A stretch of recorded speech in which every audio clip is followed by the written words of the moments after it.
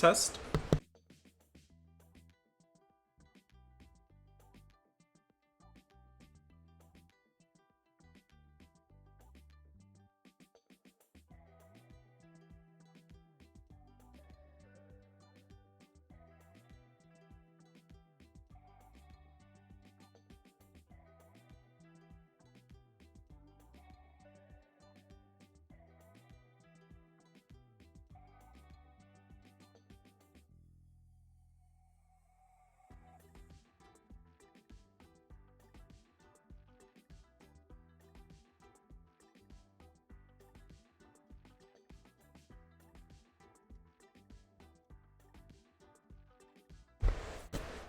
Alright, hello everyone. Welcome in. Alright, hello everyone. Fuck, I always forget about that. Welcome in, motherfuckers. Today, we have kind of a treat. The reason I'm all dressed up right now in my best formal attire. Today, we're gonna be playing some Hooked on You. Originally, I had Dead by Daylight scheduled today, but, if you watched the previous one, the I Justin LOL Killer Race, fun, exciting, whatever. You pretty much know that it is a foregone conclusion about who wins that. Spoiler alert, it's not gonna be the Oni or the Dredge. Spoiler alert. Spoiler. But I'll deal with that more, I think, during the 12-hour stream. I'm gonna finish it up. But today, we're gonna be playing something a little bit different. A little bit way different from what I normally do. With that being said, hold on. I gotta change something.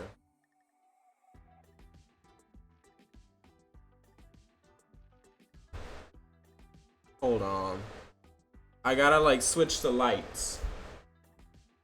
Because we're feeling a little hot and steamy today. A little bit warm and sweaty. A little bit of stink. But it's alright. Are all the lights on red? I hope so. I'm getting there, I promise.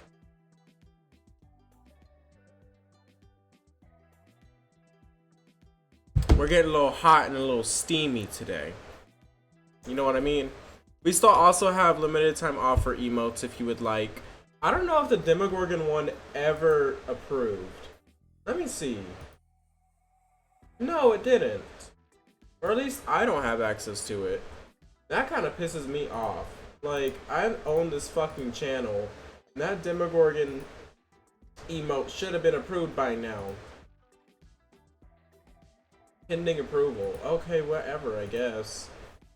But let's go ahead and get into this shit without further ado. Period.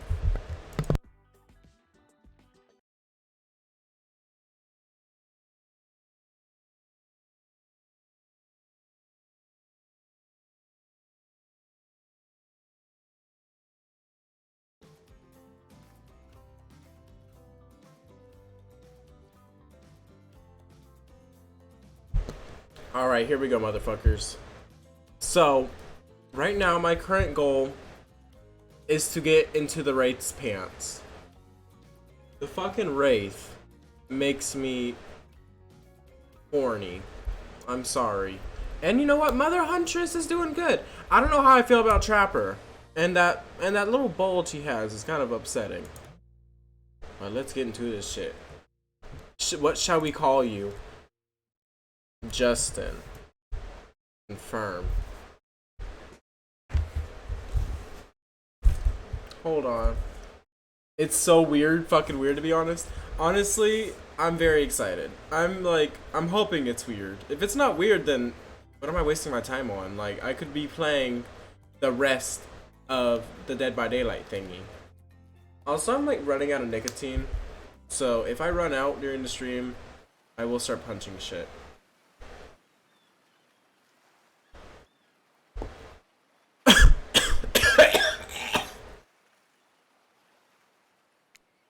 You wake up. Oh, Jesus.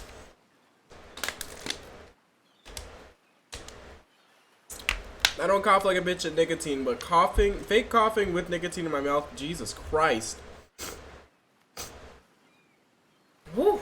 That was a bad idea. You wake up on the beach, soaking wet. Salt water stinging the inside of your throat as you feel nearly drowned. Water falls from your mouth as you open it to gasp for air. You have no memory of how you got here. In fact, you can only remember your own name, but not where you came from, or not a single fact about your life.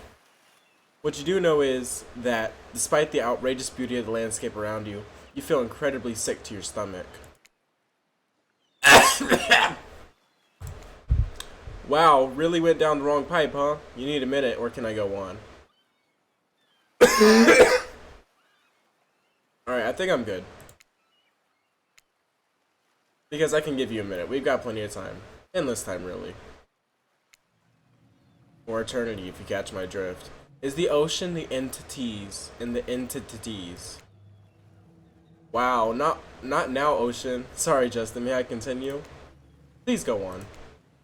Okay then, as I was.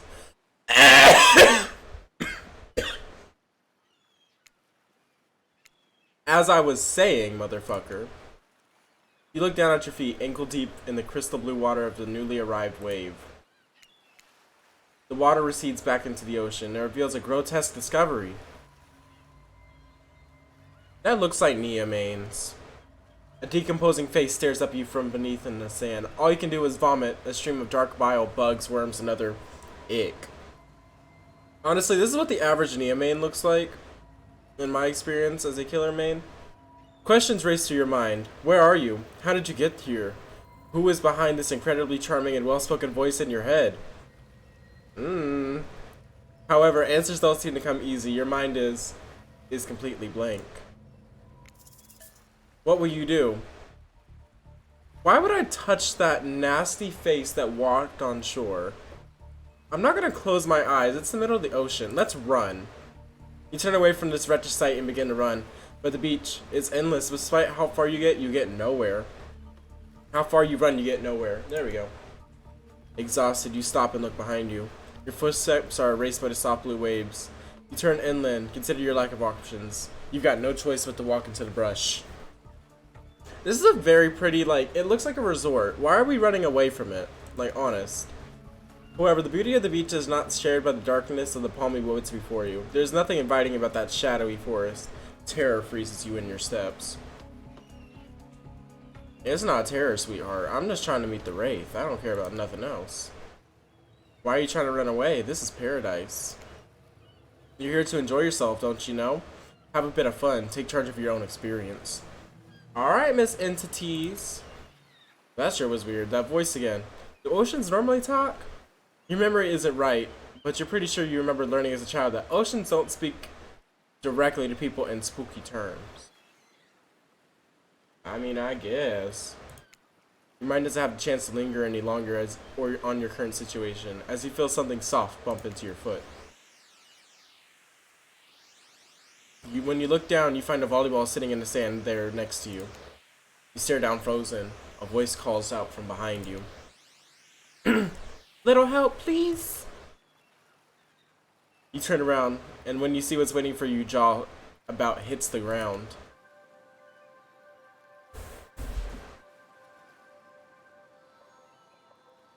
Hello. Miss Spirit, we get it, you're hot. Thank you. That's enough. He's intimidating. I don't know how I feel about him. Wait, am I a killer in this universe now? Four gorgeous monsters stand halfway between you and your well-tinted volleyball court. Each of them oozes with undead energy, a magical aura reaching out and penetrate. Ooh. Fire your eyes. This is not the type of game that I want on my record. Your heart begins to race. Curiosity, fear, desire. You can't help but stare at these casually dressed, let's call them killers. I don't know, not to be judgmental with that energy they just put out there. I mean, one of them does have blood on their hands. Trapper. Huntress has a little bit of blood on her. And then Spirit is literally cut up. That bitch is literally cut the fuck up like a fucking fish. So many competing feelings rush to your mind at once that you're completely paralyzed. Hello? There are weird days, and then there's this. All you can do is look down at the ball and back up at the monstrous lineup of, well, literal monsters. Sexy ass monsters, though. I'm just like, I'm holding on to faith in humanity that this bar right here stays right where it is. Because, like, I don't like that about Trapper. Please don't do that. What do you do? Toss it back, please. Don't be a fucking square. You bend down to grab the ball. It's warm from sitting in the sand on this beautiful day. When you get the ball, toss. It arcs beautifully through the air and lands right in the Huntress's hands. She has kind of like a baritone voice, the Huntress. Oh, my cross is shining right now. That's kind of pretty looking. Hello. Not bad, stranger. Oh my god, I can't. Huntress's muscles ripple as she grips it in her hand. You look up and down and consider what it might be like to hold tightly in those strong arms. Warm perhaps, maybe a little sweaty, but that's okay. It is natural. Try hard much? Shut the fuck up, Spirit. You bitch. Did you get cut up by your fucking parents? They're speaking directly to you, but you can't bring yourself to reply. You're entranced. When you snap out of it, you realize that everyone has gone back to the volleyball court. Alone again, you look across the beach at the strange residents who casually bat a volleyball back and forth, happily ignoring your intrusion onto their private beach. Should you be frightened, worried, excited? I did refer to them as killers, not to give them too much away. But at the same time, damn, they're looking very appealing. Damn, Mr. Wraith. I dressed up for him. And nobody so much as lifted a blood-soaked finger in your direction. Do not be scared, Justin. You were made for this. I guess I'm a killer in this universe. I like that. Well, geez, if the spooky ocean says not to be scared, I'm sure it's all gonna work out. With no reason not to, you decide to head over and see what happens next. Damn, here we go. It seems like you derailed the volleyball game just by showing up. You derailed the volleyball game by just showing up, nitwit. I guess you're also a nitwit. Look, it's best to just go with what Trapper says when he says it. That's policy I hold for pretty much anyone who always seems to have fresh blood on their hands. Trapper's like whole thing is that he doesn't really smack people that much. He kind of just gets them in a trap and then puts them on a hook. Why does he have blood on his hands? Hey, don't worry about it. It's just a game. Existence, that is. I can't do a nice baritone voice for Huntress, but I'm trying. I'm taking off this headphone so I can try to hear myself. Besides, you seem a lot more interesting than a silly game. Damn. What's your deal? What brings you here? I mean, they're here to do more than distract from total domination. Please, it's the Trapper we're talking about. Trapper is fucking bad at the game. And he started that shit. Oh, it's Wraith. I gotta use my smoker voice. That was Wraith. That sign means he's done with the game too. Either that or he saw a butterfly or something. See, that's cute. Look, I don't care why this slack-jawed moron is here. I just want to know, can I kill them or not? You know you can't. At least not yet. Ooh. Oh yeah. Not yet. Am I gonna have to be a prostitute for Trapper? Hey Justin, you might, say something. Actually, never mind. There'll be plenty of time for that soon enough. Right now, this group has some questions for you. Alright. We warn. Answer questions quickly and answer well. This is a time quiz. This will be very important later. Very important. Or not important in any way whatsoever. Probably that one. I can't remember. How attractive do you say you are? I'm average. I'm pretty average, I think. Just another face of the crowd. Another normal, meaningless life in an endless cycle. Fuck you, Trapper. I think you're quite cute. I think you're quite cute myself. Like a chipmunk or a grizzly bear.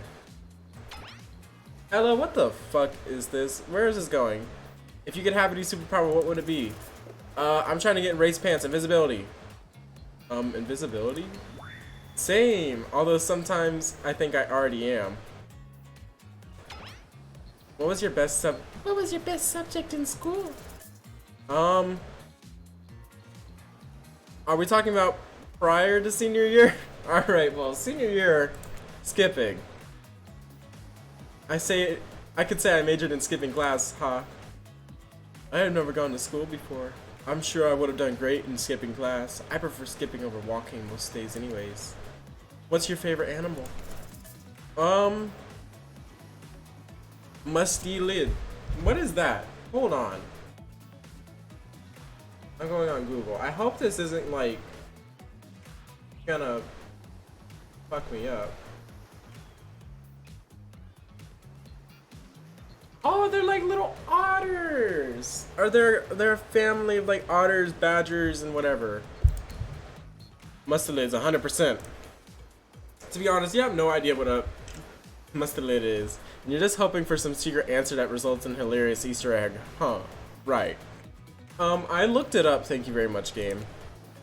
Because there is no Easter egg. It's just another word for ferrets and stuff like that. What's your favorite color? That's edgy. I feel like that will get Trapper to like me. I'm not a huge fan of blue. I feel like it's weird saying blood red because that's like edgy and whatever. But I do like red. Red. Alright, there we go. I forgot the voice I had for Wraith. Oh, he has... I'm gonna try to use the Semimation voice. Some call it the color of love. But love is just another word for pain. What's your dream job? Nightclub promoter, not working at all. I want to be a stay-at-home wife. If we get down to what we really want, why work at all? It takes a lot of courage to break free from society's expectations to climb the ladder. Spirit, fuck you.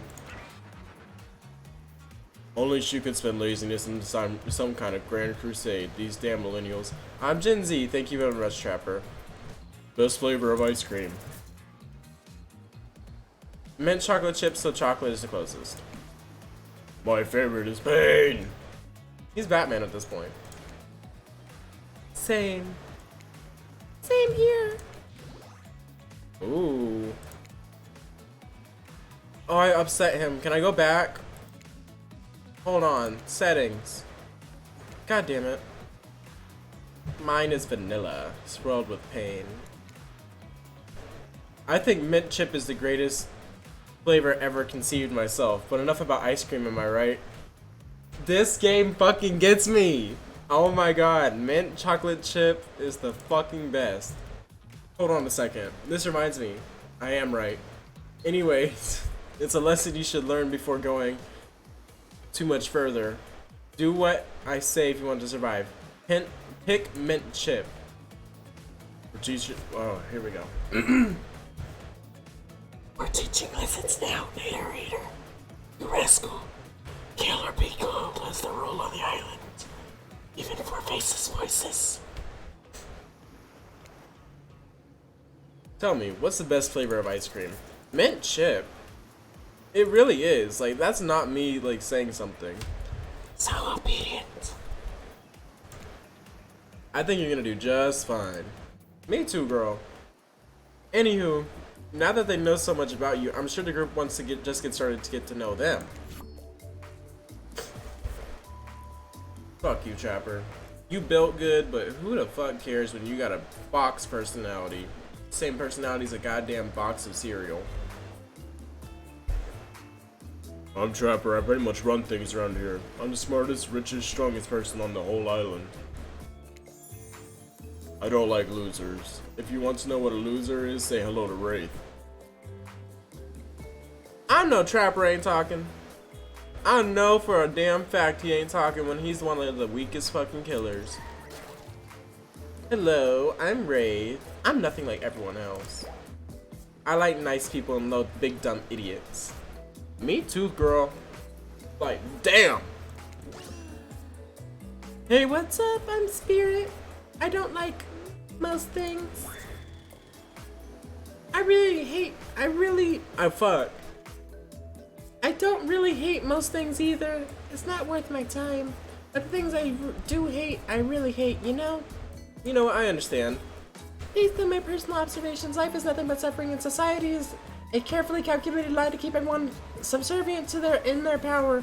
It's better to choose to just not take part. Jeez, she was downright murdered by society. She hates it so much. Oh no, wait. I'm remembering Spirit's story now, and that almost exactly what happened. Hello, I'm Huntress, but don't let these plumbers get you down. There's a lot of fun to be had on the island, along with lots of love. Yeah, there is, if you know what I mean. Keep that thing in your pants. Grow up. Grow a body. Fuck you, Trapper. You ain't even built. You got a dad bod in the fucking game. I've explained this 1,000 times. I'm dead, but I'm not a literal ghost. I just create a trail of fog. I'm not made of it. Whatever, fog body. That's not nice. He's not nice. Oh, you love it. Only sometimes. Alright, I can't keep doing these fucking voices. This is gonna be the reason I like my 13th reason if I keep doing them. You really? That's disgusting. That's why she likes it. Don't speak for me. I also hate it. Stop speaking entirely, actually. For real. You know what? I'm kind of liking Spirit's vibe right now. For the first time ever, I agree with Wraith. Let's move on, otherwise I'll think they'll do this all day. Besides, if I know this crew, and I do, they'll want to show off soon enough. If we're done playing, let's do something else instead. Well, I actually agreed with the meathead. I say we go on my yacht. It's a massive boat docked nearby. That's what a yacht is, Trapper. Correct. I give everyone a taste of true luxury and power. Wraith rolls his eyes. I'm looking at him, he ain't rolling his eyes. Don't mind him, he just hates fun and happiness. No, I hate the endless, desperate, soul-crunching pursuit of wealth, and it's the way it's flaunted needlessly, and the cruelty it genders, I guess. How about hanging out by the pool? I find the water calming, simply beautiful. Hey, what about our volleyball game? Damn, that bitch got a big ass axe. We can exercise and have some fun as a group. Are you all serious? There's a perfectly good lounge we can chill at right there. I'm tired, and besides, I hate being in the sun. Oh my god, I gotta choose. Honestly, like, I want to get in Wraith's pants so bad. But damn, the water is boring. Like, I would say the volleyball game or like chill. It's like you can go to the bar with Spirit, but like, I guess I'm simping over Wraith. I'd be down for a dip in the pool. Whoa, the pool? You actually want to go to the pool? I mean, I'm sure. Why not? I've got good ideas. What's wrong with my ideas? The pool is great. Everyone knows that. All over the world, if people agree on one thing, it's that pool are great. I live in Texas. This heat is insane. Pools are great. Look, I got a whole ocean right here, and they still put a pool because pools are just, you know, great. It's a real special treat. And you thought it was bad when he stayed quiet. Oh my god, Claudette and Dwight. Hold on. Just for one moment. This is Claudette and Dwight, our activities coordinators. They're also the cooks, waiters, bartenders, janitors, and every other job. Honestly, that's pretty in character for Dwight over here. But for Claudette, that's not in character. That bitch is just gonna be like, she's gonna be crouching in the corner on her phone. Like, we used to do that in fast food whenever the cameras were there. Because we didn't want to be caught by the cameras. We'd literally crouch and be on our phones. That's what this bitch does. Instead of self-killing, she's on her fucking phone. The only hope remaining on the island. This place as well is this place we call Murder's Island. Cue dramatic music flourish. None of the others survived. Survive the interview process, I mean. Hence why we should now heretofore refer to them as survivors with the capital S. These two have worked here a long time, so very long. I don't actually know how long it's been. Sorry, anyways, I probably should have let Dwight and Claudette do their mandated jobs. They sure look happy, but they're vibrating with nervous energy that's starting to give me the creeps. What are they doing? What is this stance? Why are Claudette's legs backwards? We will now escort the group to the venue of your choosing. However, in the future, we recommend waiting for us to present you with options whether possible, and don't just run off to various activities unsupervised. We don't have much autonomy around here. The least you can allow us to do is our job. The most you could let us do is help us get off the island. Dwight. Yes, pardon me. Please follow us. Here, narrator. Yes, something I can help you with? These two, Claudette and Dwight, did they just start to mention something about wanting to escape? Is it escape an option? Should I try to be escaping? Escape them. Oh, no. You're mistaken. It just seemed like Dwight was asking for help to get off this island, though. Alright, that. Yes, that's true, he was. But he just meant that he wants to get to the other vacation island getaway. A couple miles south of here. As much fancier accommodations than this island. It's one of those big corporate outfits, quite exclusive, where all the famous celebrities hang out. Very luxurious. Doesn't quite have the charm that this island has, though. Trust me, you wouldn't want to go over there. With all that money comes a lot of restrictions. This is where you belong. Now, off you go. It's time for an activity. On this island, your decisions matter. Mostly. When I agree with them. Not like that other island. So what will it be? I said I was going to the pool with Wraith, and I meant that. Wraith moves ahead to the pool at a pace that could almost be considered jaunty, if a creature so lengthy would appear to be made out of entirety of elbows and ankles that could jaunt. What's going on with Wraith's face? Is that a smile? Is that a smile? Looks like when he does it. His smile is a little bit weird, but I relate. What can I say? Being enveloped in water is comforting. It's quiet, it's ominous, and you know. Wraith looks back over each shoulder to make sure no one's beside you or within earshot. The fire can't get me. Super normal stuff here, as usual. Oh great, it's Claudette and Dwight. What do these two want? Since everyone is at the pool, we'd figure we'd bring over some of our most popular pool accessories. Which one of these particularly interests you? Inflatable lounger, foam noodles, goggles, and a snorkel. Lounger, honestly, if I'm playing basketball, I'm gonna go do it with Huntress. But if I'm just trying to chill with Wraith, then we're getting a lounger. The lounger looks pretty comfortable. Sleeping during the day, completely out in the open like this, you're really making yourself a target. If someone were to, I don't know, try and throw an axe directly at you, well, psh, you'd be easy to see. Huntress, I wish the fuck you would. Not that I'm saying I would do that, I just prefer a challenge. Huntress may not be into it, but it sure looks like the spirit co-signs this choice, since she immediately snakes the coolest one. It's in the shape of a casket, a really cute casket. I don't really do water, but as long as I'm floating on top of it, it's fine, I guess. Spirit grabs the black unicorn floaty and sets it in the water next to her. And since you already enjoyed the fine art of relaxing here, you can share my umbrella. Well, come on, that's charming. All right, oh, you know what? I'll give her that. That is kind of charming, but fuck that bitch to an extent. To an extent. Something about the water and being this close to Spirit is putting you in a playful mood you might regret. You splash her just a little bit. I promise she doesn't have a cell phone in her packet. She died before they got popular. We're not gonna splash her. She is all decked out. Wraith is just trying to chill. She's just trying to chill. We're not splashing. Thus enraging her and resulting in your own demise. Oh wow, she's passed out, probably from how boring you are. Hopefully she doesn't get sunburnt. She's a fucking ghost. Oh, we got an ad starting in a minute. Sorry about that, y'all. For a waking nightmare, you can almost believe that you're starting to relax a bit and forget about how much you can't remember. Alright.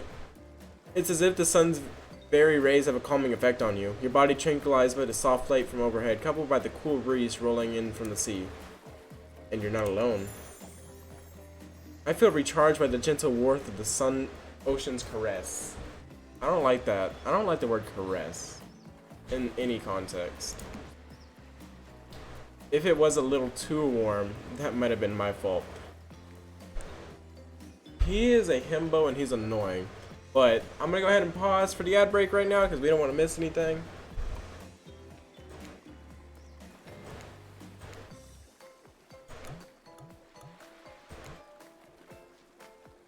We don't want to miss anything too yet.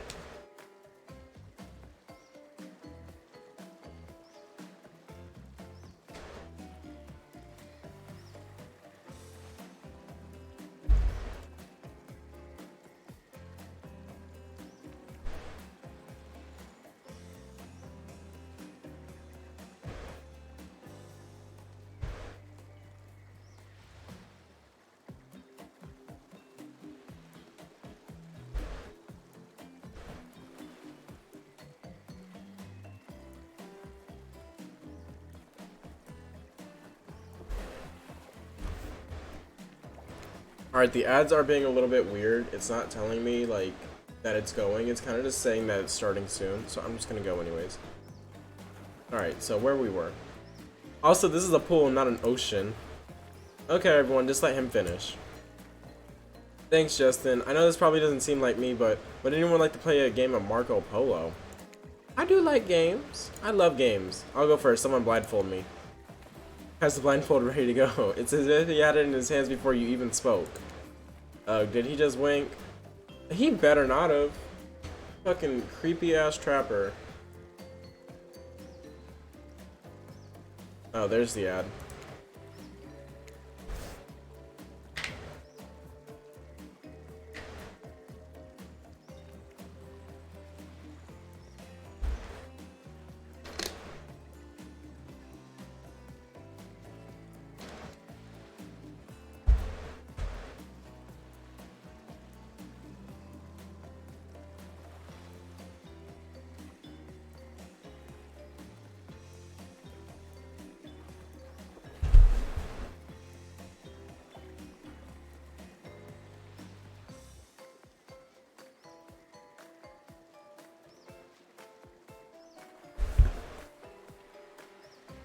Alright, welcome back from the break, everyone. Let's go ahead and get started again. Did he just wink? That's where we were. Did you just bite your lip? Good thing you're getting reined in because it sure seems like something was about to act up. Ooh. Minigames consist of two parts. On top, a pointer which rotates in a clockwise direction. And on the bottom, a target that you're going to be pointing at. Sometimes your target is immediately visible. Sometimes it's hidden until the pointer arrives. Press the spacebar to stop the pointer while over the target to win. Fail to land on a target and you will lose. To achieve perfect success, land on the start of the target area, not the end. Oh, we have skill checks. Of course, this is a game made by Behavior. Of course, we're gonna have fucking skill checks. Okay, ready to play? Or would you like me to repeat that? I'm ready. It's a skill check. Anyways, here we go. It's time to feel around. Go get him, Tiger. I was close. There it is. I got the Wraith. He ain't shit. I got a good skill check. Oh my god, I'm gonna have a seizure. I can't even see where it is.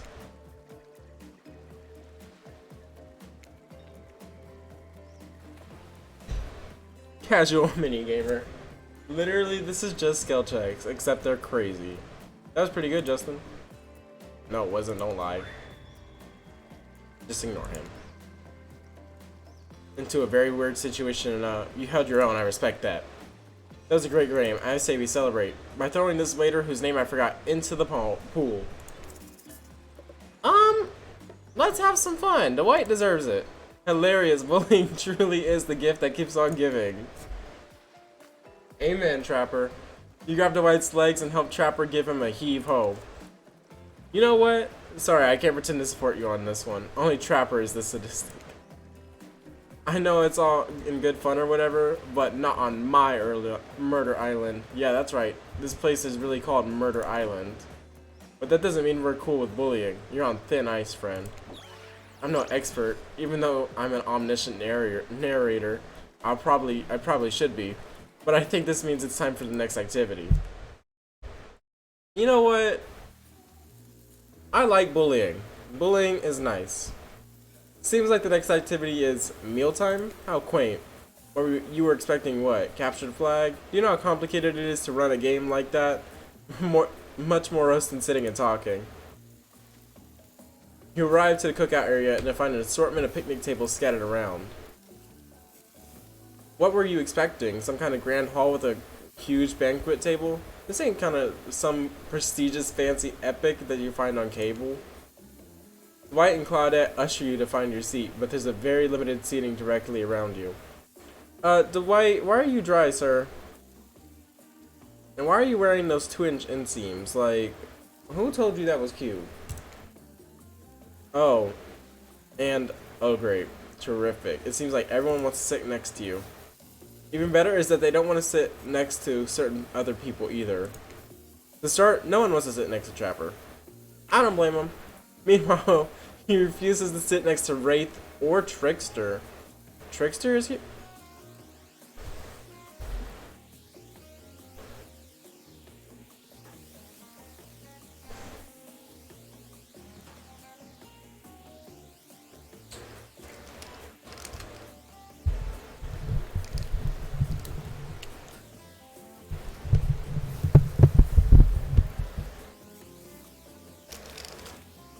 Oh yeah, Trickster's here. Surprised?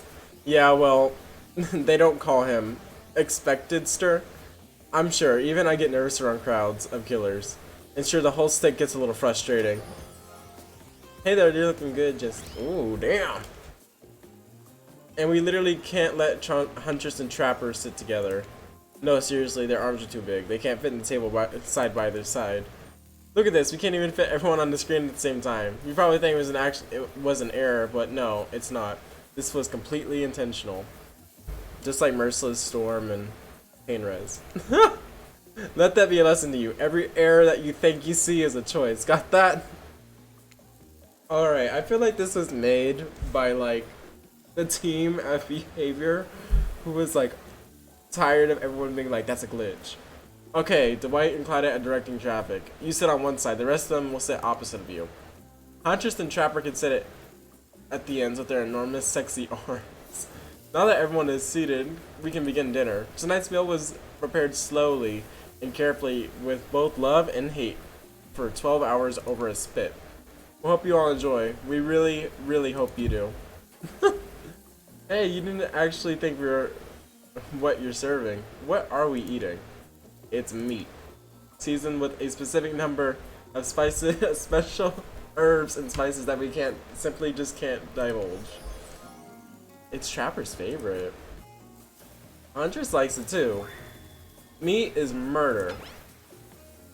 Which, you know, considering what you've been up to, who are you to get judgy now? I'm sharing the facts. You need to murder something to eat its meat. So that's like technically true. Technically true is the best kind of love. Okay, enough yapping. Let's eat. Hey Justin, you think what I'm thinking? It's gonna be a person on that spit, right? Or several parts of overlapping people, perhaps. I haven't seen that many pigs wearing palm tree button-down prints, you know? When you look closely at the spit, you spot what definitely appears to be a scrap of fabric sandwiched between some layers of meat. I think I might be sick. Is there anything else to eat? This took 12 hours. And we literally do everything on this island. Actually, there's actually one thing you're not doing today. You're not carving up this delectable meat. Wow, he's right for a change. Because I am with my broad axe. It's a perfect tool for easily chopping anything down in twain. First of all, who says twain? You know what? He's right, because it took me a while to like even figure out what that fucking word was. Sometimes I swear it's like we're all from completely different historical eras. Second, I handle this with my cleaver. Fast, powerful, and clean. At least it's certain it's clean when the meat is cooked. No blood. You two are ridiculous. A bicep swinging contest. Enough. Grow up. Obviously, my gorgeous katana is the only option. Obvious. The hell it is. Only I'll show you what my katana and send you to actual hell if you'd like. Damn, this spirit's getting spooky. Please stop, please. I hate it when we fight, or talk, or even look at each other in the eye. I can do it. I have the skull of Azeroth. Great, instead of slicing it up, you can club it to second death. Yeah. Hey Justin, I know this isn't what you want to eat, but hurry up and volunteer to carve up Felix. I mean dinner. Oh no, they're eating Felix! Otherwise this will go on for hours, no hyperbole. They once argued over who had the most effective weapon for 72 straight hours. It doesn't matter which one it is. When they're done, they'll take even longer cleaning their weapons, all while explaining the value of maintaining your tools. Despite being a bunch of cold-blooded killers, for some reason they're always terrified of tetanus. Honestly, makes sense. I think that's canon. Hey, why don't you just let me carve up dinner?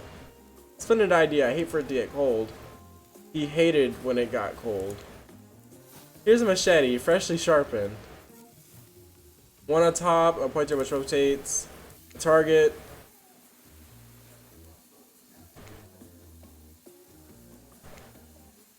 Alright, it's another skill check game.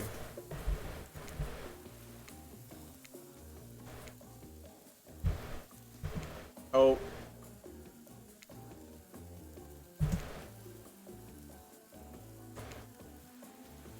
4. I know I did not just flop. I have to hit another good skill check. 4, 5. 3, 4, 5. That was pretty good.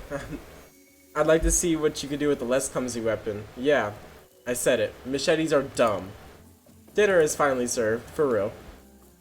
The sounds, especially coming from the masked killers while they eat, which involves lifting up their mask and shoving food behind them, are nasty. Spirit, meanwhile, doesn't even eat. She's the only person who seems to be really embracing being dead. They're all dead, right? This is obviously hell. I mean, this is the only voice I'm gonna do because it's so easy. Come on. We're trying to be mysterious here. You think mystery comes easy? Glad to wait on the only ones who have been working their asses off to make this night perfect. Well, at least they're lifting their masks. This is only 99% as disguised as it could be, is if they just tried to mash stuff through there. Disgusting. Spirit, why aren't you eating? The two best things about being dead are not having to eat. That's only one thing. Think about Justin. Number 2 is no number 2. One less thing to think about in the afterlife. I can't read. I have dyslexia. Even if I wanted to eat, I have no idea what would actually follow. Have you noticed? I'm mostly just a bunch of dismembered body parts floating up in a spectral form. You don't see the deeper the cut in the abdomen is? I think my digestive tract doesn't connect anymore. Between the food and behavior of this group, this might be the worst meal in all of history. What's even worse is that they're staring at you. You're not eating. They don't like that. I think they want an explanation why. What do you want to tell them? Honestly, if it's covered in spices and whatever, I would eat the fuck out of that. Please. I'm hungry right now.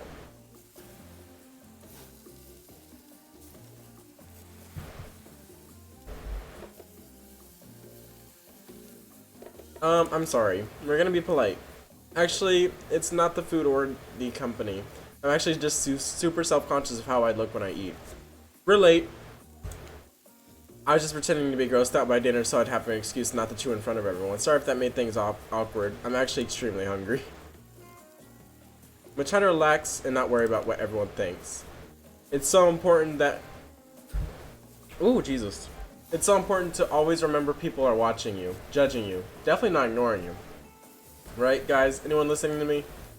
Typically a group that includes one, if not more, cannibals staring at you with meat juice dripping from their chins would be quite scary. However, right now you're barely able to keep your head up, let alone get scared and run away. I'm a narrator, not a physician, so please don't take this medical advice, but I'm pretty sure you need to eat to stay alive. Oh hey, it's me again. Your friend, mentor and guide. Narrator to the narrator, the ocean. I'm not sure how to feel about that characterization, but I'll allow it. I brought you here. Might be the only one who can, and I might be the only one who can help you now. There's only one thing you must do to survive. You have to figure out why you're really here. No one can tell you, not unless you follow the right path, or at least a right path. There are too many of those to count. Hopefully you pick at least one of them.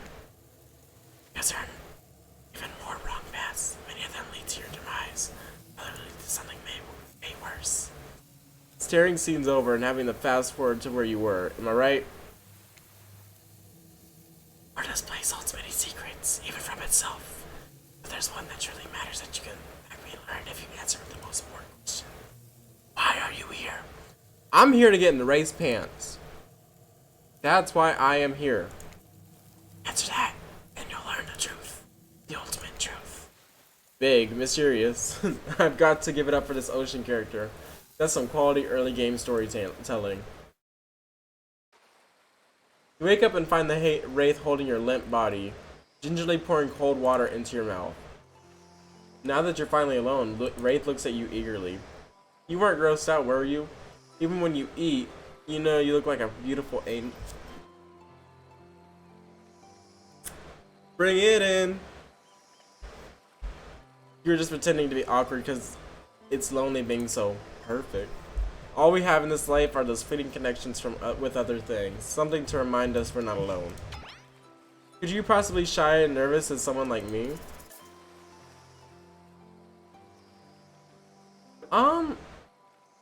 I'm pretty extroverted, like in real life, but I swear it.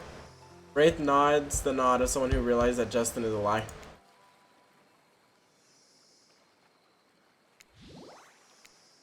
Oh boy, looks like he's about to monologue. Now you've done it. How do you say it? It's just, honesty is important to me. I've been burned too many times. Something about the word burn makes Wraith look away, far away, eyes brimming with tears, and yet at the same time dead.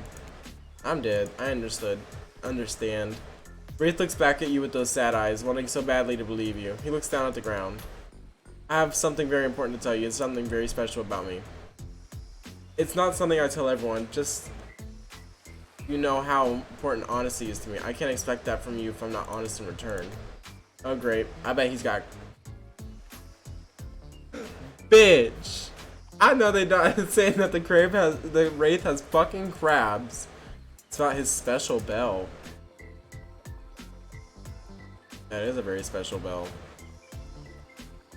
Before he and my mother, well, they had to go away. If I was ever in danger, I was supposed to ring the bell. It didn't really work, but it's all I have of my family with me.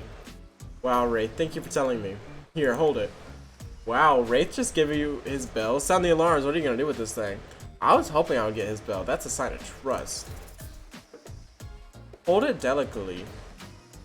Is that dried blood? Why are you even touching this thing? Thank you for sharing this important part of yourself. You hand the bell back. Wraith is looking out wistfully at the ocean. The ocean is beautiful. It's not real, none of this. Wraith looks at you more intensely than ever. You don't know if you're ready to hear the truth. Just as things are really heating up, you hear a flurry of footsteps behind you and quickly spin around, ready to fend off whatever new danger has popped onto this strange island. Only to find that Dwight and Claudette are spinning across the beach, clipboards in hand, which they're waving around in the air above their heads. It's very important that we stick to the itinerary, to attend each event as scheduled. Playing stick for cute points is not part of the evening activity. That's strictly slotted for after campfire story. At this rate, we'll be late. Playing sick? No, no time for excuses. Well, there is, but that's scheduled for what? Fuck, I can't fucking read. I hate myself. What is this? But that's scheduled for after what comes after the flirting. Go, go, go, go. Once everyone has gathered... Ooh, hold on. Actually, I just realized that this is bothering me right now. Once everyone has gathered around the fire pit, Claudette and Dwight make an important announcement.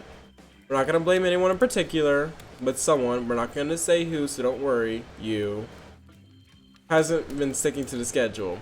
That means we're far behind for evening activities, and we'll only have time for one person to share their spooky, special nighttime story. Just one story? But storytime is my favorite activity. This is a narrative-heavy experience. You're telling us that only one person gets to share? How will we decide who? Oh great, we have to decide as a group and that never goes well. Who did this? Step up now. I swear I won't be angry. I'll merely chop your head clean off. No fuss, no muss. Voice trembling. At this point, you realize this is probably it for you. Would you embrace your fate? Sorry everyone, I think they're talking about me. To be honest, I still don't understand how this whole schedule thing works. I guess I lost track of time while I was passed out. Been there before, even though it's someone taking pressure off of me, which is an absolute dream come true. Is it really fair to pick on the newbie? Seriously, has anything happened here on schedule even once? Damn it, Donald, if you try to flex with that authority gimmick one more time, so help me, I'll snap your head clean off. So quick, and then I'll drown you in his blood, Cynthia. Who the fuck are these names? Like, I've never heard these names in my life, honestly. Fuss and Muss are back on. You two know I love to hack, slash, and slice. We all know you love to kill. It's almost all you talk about. For real. Nobody named any names. Who even knows any names? Not us. I renounce my name. Who's Donald? Who's Dwight? Who even knows anymore? Call me nobody. Oh, that's who we were talking about. Cynthia and Donald. Nobody. Alright. But we still gotta get started on story time, so... Justin, who do you think should go? Ah, damn it. That's their name. Please, pick somebody quickly so this tropical vacation doesn't turn into a bloodbath. You know what? I feel like... I like horror a lot. I feel like Trapper would be the best for that. Spirit would probably have something like kind of cutesy. Wraith would just be sad. As much as I like him, he would just be sad. But I do want to... I'm trying to get there. Then Huntress is Huntress, so it's probably like... I came home and another bitch was dead. Oops. I choose you, Wraith. Well, this entire experience is being carefully crafted to avoid an IP infringement lawsuit. Let's be careful with the catchphrase, will ya? I'm not really one for scary stories. Life is scary enough as it is. You literally can carry around a skull and a spine as your little prop. Period.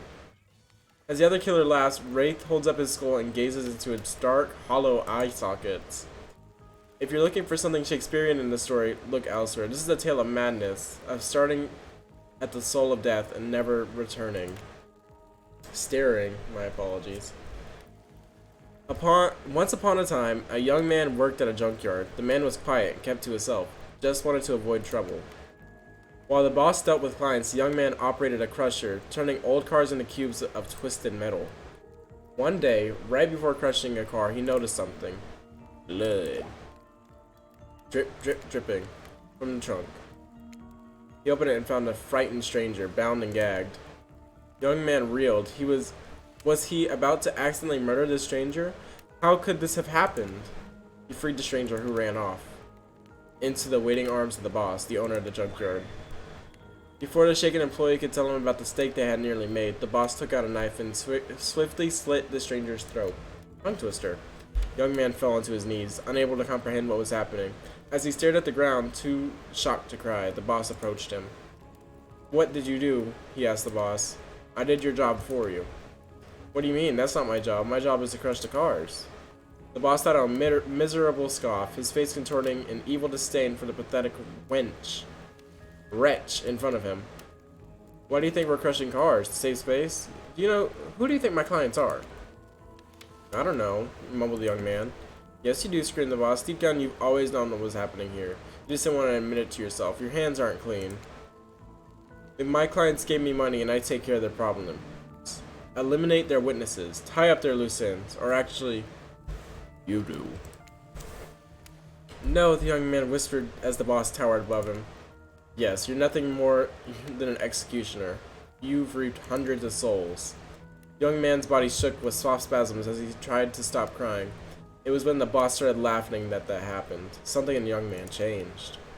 He stood up, now taller than the boss. A faint glimmer of fear overtook the snarl of the old man's face.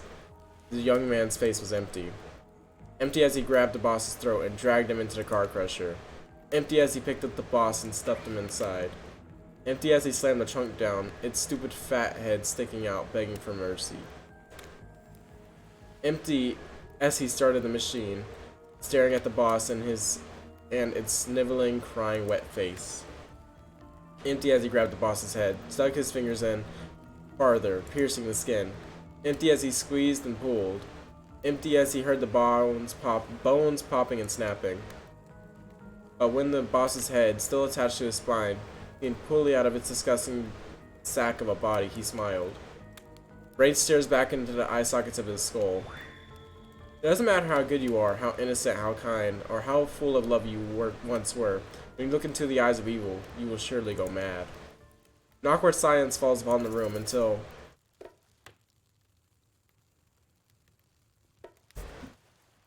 Hold on.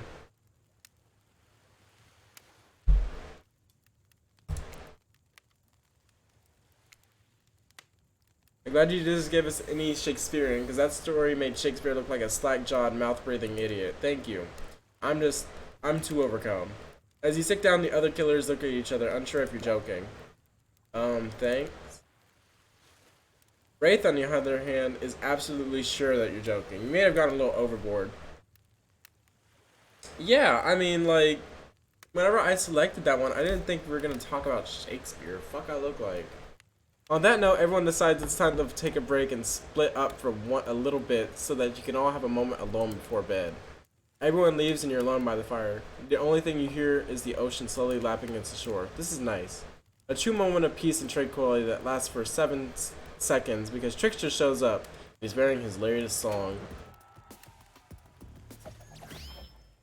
Oh, I thought I was going to be able to listen to it. I'm a little pissed. Hey baby, you look lonely. Mind if I join you? He doesn't wait for an answer. You know, I've been hearing from these guppies all day, but I want you to hear something from a big fish like me. Something special in those in charge of the island that they don't want you to hear. I'm the ultimate captain in the ocean on this island, the only lobster in the ocean of sardines. No one can give you what I can. You just have to find me. Come on, baby. But you aren't going to get any time to yourself to think about them just yet. Wraith approaches you. Hey, I'm probably not making a great impression because I guess that's not really my thing. I just know that if you got to know me, then, I mean, look at the others aren't around. And I really hate the fire pit. I'm just kind of hate fire in general. Maybe we should go back to the pool. And like, I don't know, whatever, you know?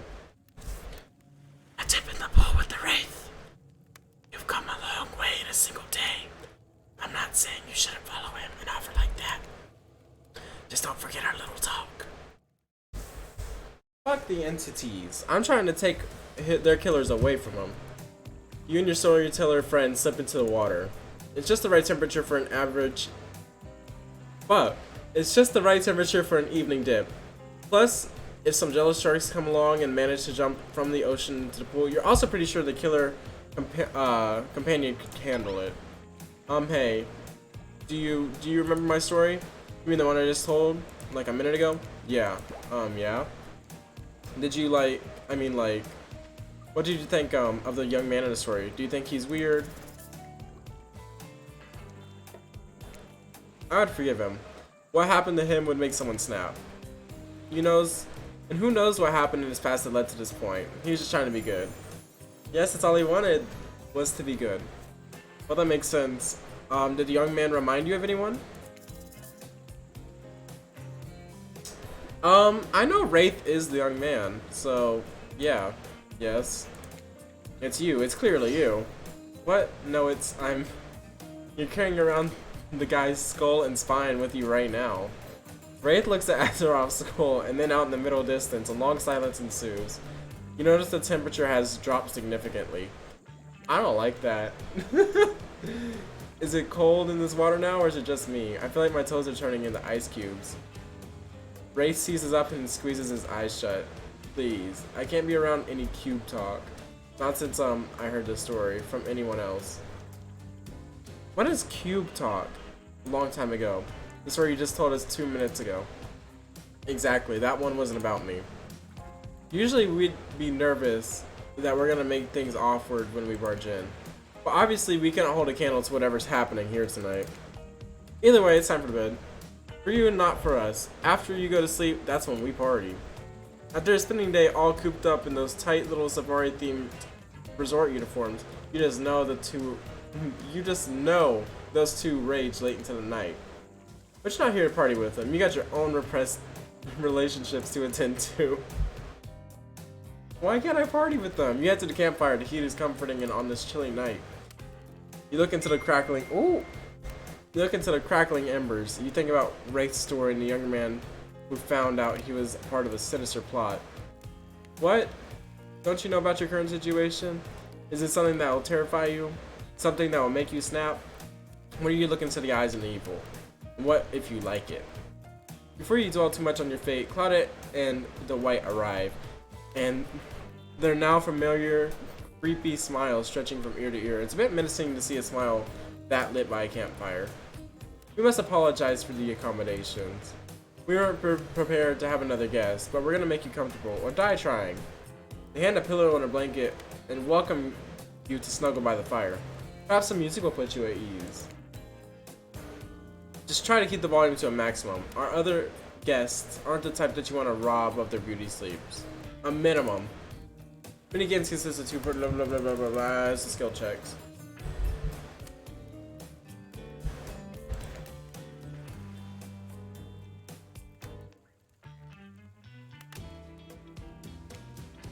Alright, repeat that.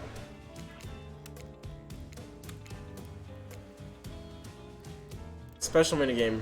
Perfect for the less coordinated because there's no winning or losing. Well, not technically. Whatever the pointer starts, that's your result. Suppose if it doesn't stop where you want it to, that's a bit like losing. Okay. So it's not like one of the regular skill checks. Alright, so I want to keep it to a minimum. That 88 right there, I think 88 is the minimum.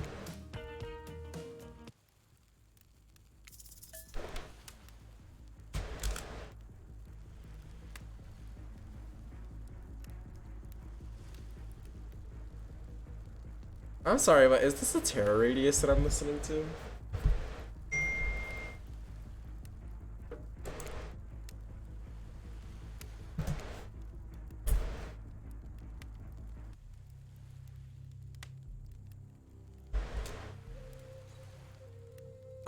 No.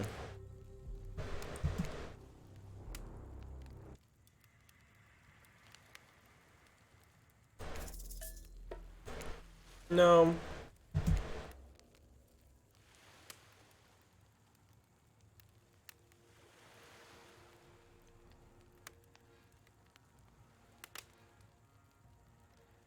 This is a clown.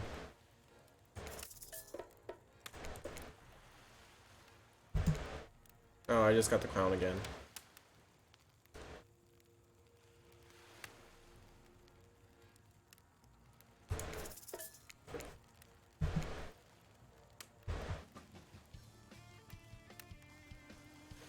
Yeah.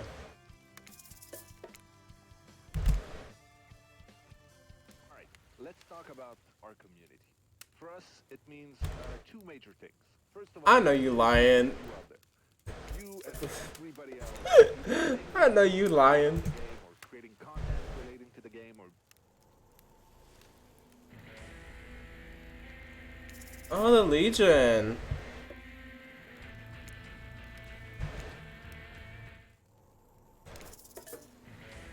I got the Legion again.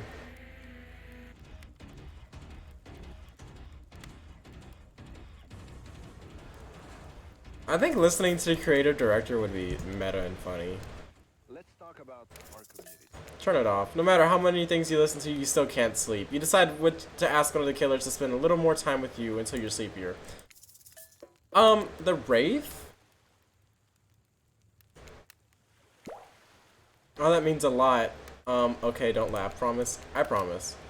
I guess my secret to falling asleep is listening to the sounds of bells or chimes. Think of it as white noise, to drown out something you might be hearing that's keeping you up. Like what, Wraith? Those distant screams we can all hear coming from beyond the mountain? That's, a bit morbid. I guess you could hold on to this chess piece of mine. I don't trust chess pieces in the world of Dead by Daylight. It's a knight. They're brave. Like, I wish I were. And this horsey is cute.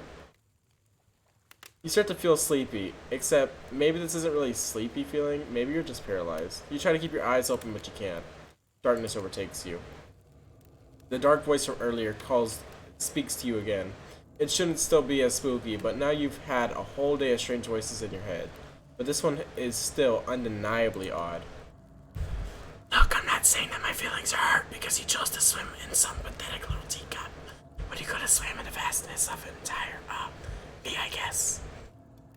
I'm just saying that you made a foolish decision and I won't regret it. Forget it. My feelings aren't hurt. I just lost some respect for you, that's all. You awake suddenly to see someone looming over you. Huntress is rifling through your pockets. Oh, you're awake. I wasn't stealing from you. I'm merely trying to get to know you by better seeing what sort of trinkets you keep close. I saw you with the Wraith right before bedtime. Look, I'm not saying I don't trust them, but well, yes, I'm saying that. I don't trust anyone really. I don't already have tied up. So I was just making sure they didn't do anything fishy. I'm just trying to be Wraith's slut. I'm fine with that. And I'm making sure you're not a soldier. A soldier killed my father, you know? While I've got you, you should really consider spending more time with me. I'm not scary. You're not? Not at all. I'm just a lost girl on a big island. I've been watching you since you got here, you know? Not in a creepy way. Huntress pauses for a long moment. Alright, in a charmingly creepy way. I've noticed how fun-loving you seem. If you spend some time with me tomorrow, maybe I'll take you to a special place I found. It's all mine. I don't know if I want to go with her, because she kidnaps people. None of the killers have been able to find me there. It's quiet and isolated. Maybe I'll even show you how to make beef stroganoff. Does not sound bad. That sounds very enticing. I'll let you get back to bed. It's been a long day. Shh. Huntress places a gigantic hand on your forehead, and your little eyes flutter closed. Finally alone, for real this time maybe, you drift to sleep again. Hopefully you're not poisoned.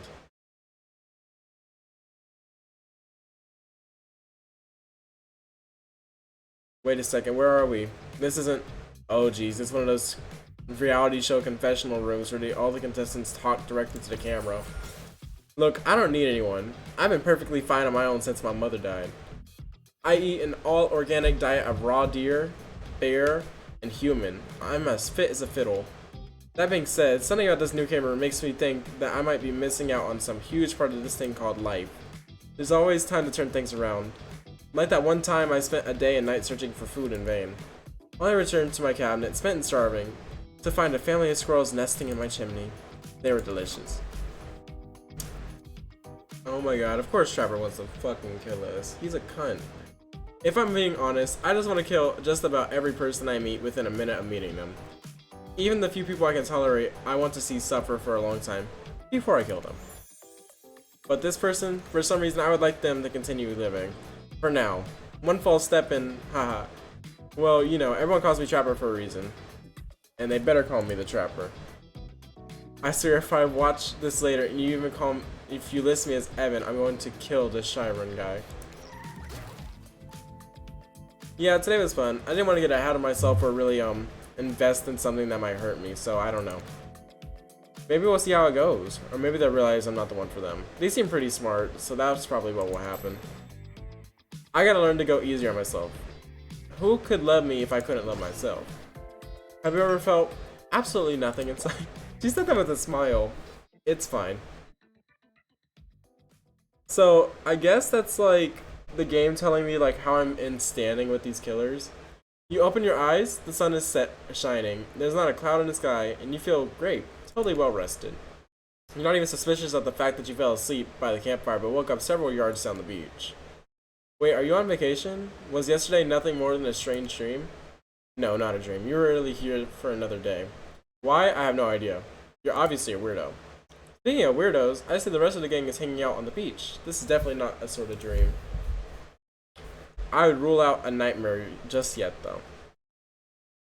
At least they're making for a sexy bunch, no? I guess. Let's talk about sexy. Here comes Trickster carrying coffee. Good morning. I thought a nice cup of joe to start this incredible day off right. So, here's the thing. Trickster is being very nice. But they made a pun about his name is the Trickster. So possibly, and probably, he could be tricking me. See what I mean? Trickster seems suspiciously cheerful. I'm sure there's nothing nefarious behind his joyful demeanor though. Everyone knows magicians are morning people. I just want to wish you luck. Today is an important one. My only regret is that I won't be a bigger part of it. Budgeting issues. You're owned by the same people who made this game. What do you mean budgeting issues? Also, I'm swamped with arrangement, especially on the other island. Trickster winks at you. If you want to ask him how to reach the other island, now is the time. Never mind, he left. At least you brought me a cup of. No, wait, don't drink that. What the hell was that? They don't call him Trickster because he's good on a skateboard. He definitely didn't get the name because he brings people drinks so they can have a good morning. That was almost certainly not coffee. I'm hoping it's Wraith's coffee. And I don't want anyone casually poisoned, imprisoned, or torturing you. Yet, this is supposed to be a tropical paradise, the type of place where you give a 5 out of 5, 10 out of 10, 2 thumbs up review to, not an eternal prison of pain. And please, make sure to leave a review. It really helps with the algorithms. Just trust me, I'm looking out for you. So can we move on, please? Alright, here we go. Hey, wait a second. How did a possibly omniscient, possibly unreliable narrator physically just knock that coffee out of your hand? This is not Parliament, and the floor does not recognize the ocean to speak out of turn in this moment. I need no recognition, for I am the ocean. I dominate the land. I submerge those that define me and become their watery grave. Actually, speaking of graves, I would like to say something of grave importance. Fine, go ahead. Even if this place is an eternal prison of pain, I'm not saying it is. Even a place of extreme horror can still receive a 5 out of 5, 10 out of 10 thumbs up review if it's crafted with love and or that is the type of thing that you're into. You know, right? The ocean is right. A lot of hard work goes into a place like this. You should really judge it on the artist's intent, and whenever it's possible, start from the mindset of giving the benefit of the doubt. Constructing these elaborate vacations, is not easy to do. Sometimes there's some small bugs or inconsistency, but that's just the nature of the process. Perfection is overrated, and the universe is filled with mysteries. We have to celebrate those who venture to bare their souls as part of the creative process with an ultimate instead of making things for enjoyment, not to be overly critical of them. Are you two trying to sell me on this place actually being good? You don't have to say it like that, especially after I saved you from a poorly made cup of coffee. Sorry, we should have been here 5 minutes ago. They always do this on the second morning. Sad, really. Even if they make some great points. Oh, sure, they make great points, I agree. Can we please move on? Yes, of course, apologies, Justin. Last few minutes aside, have you been enjoying your time here on the island?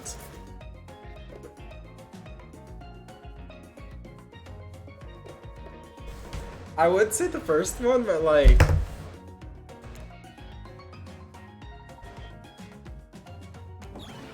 What an encouraging response, and we're glad that you're not suspicious. Hey Claudette, maybe Justin isn't suspicious because they've actually figured out what they're doing here? Zero chance, they're still clicking. Even right now, we see how you respond. Hey, look at that! Yeah, they don't do anything. It doesn't matter though, Justin. We're happy to hear you're having fun. I didn't say I was having fun. We're all having fun, Justin. Do you hear us? We're all having fun. We need to ask you one more question though. We all had to sign away our rights to say anything negative about this place. Would you please sign this non-disparagement agreement? I'll sign it. that I, Justin, will never say anything negative about my stay here on the island. Perfect, delightful. Excellent. Yes, yes. Hey Justin, it's totally cool if you have constructive feedback. The place to leave it is in leave that is in a positive review, because we all know that nobody reads negative reviews of games or resorts like this.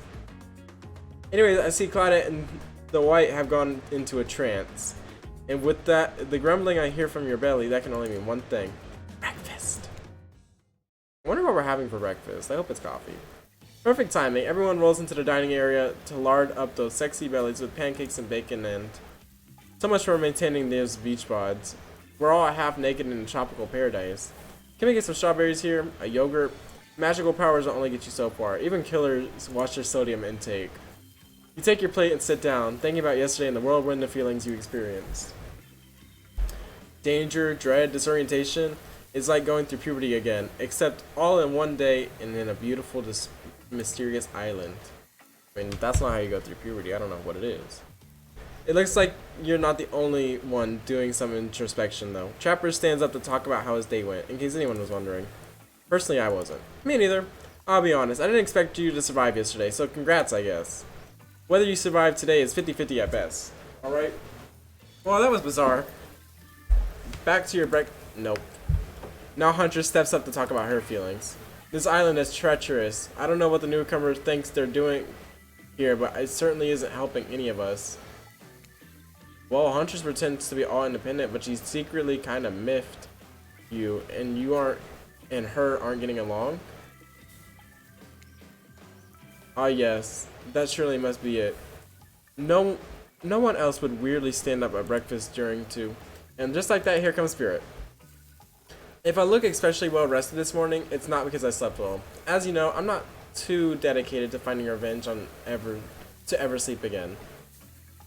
But because you all really left me alone yesterday to be my best, not constantly annoying self, but I thank you for that. Now, if you don't mind, I'm going back to quietly resenting being trapped here with all of you, while looking cute doing so. Or, if you're gonna be trapped with somebody, at least look cute doing it. Guessing Wraith has had enough time to work up the courage to speak in front of a group. Ah, perfect. There he is. Take us home, Wraith. Oh, hey. That was fun yesterday, huh?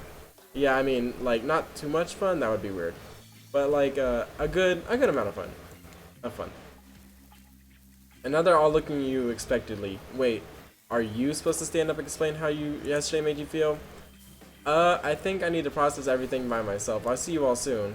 Damn, what a power play. Keep them waiting more. You're getting good at this game. Or, sexy, true-to-life experience. Her. She even didn't eat any breakfast. But so be it. Are we just, like, not gonna eat in this game? Like, we need to. At this point, I might just go with Huntress to eat. After breakfast, you head to the hot tub by yourself to clear your head. Yesterday was, in short, a lot. Before you get there, though, something catches your attention. You hear that? Who are you addressing? Me? Well, yeah, I guess.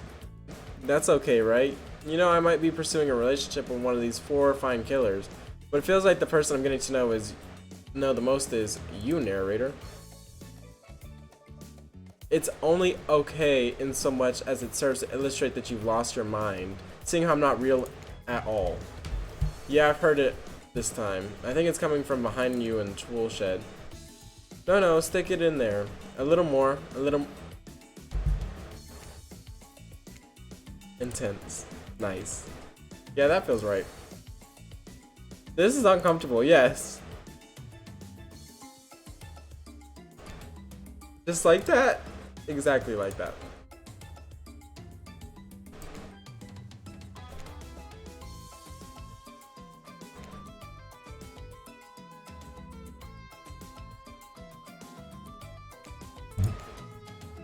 Oh, come on, a little privacy, please.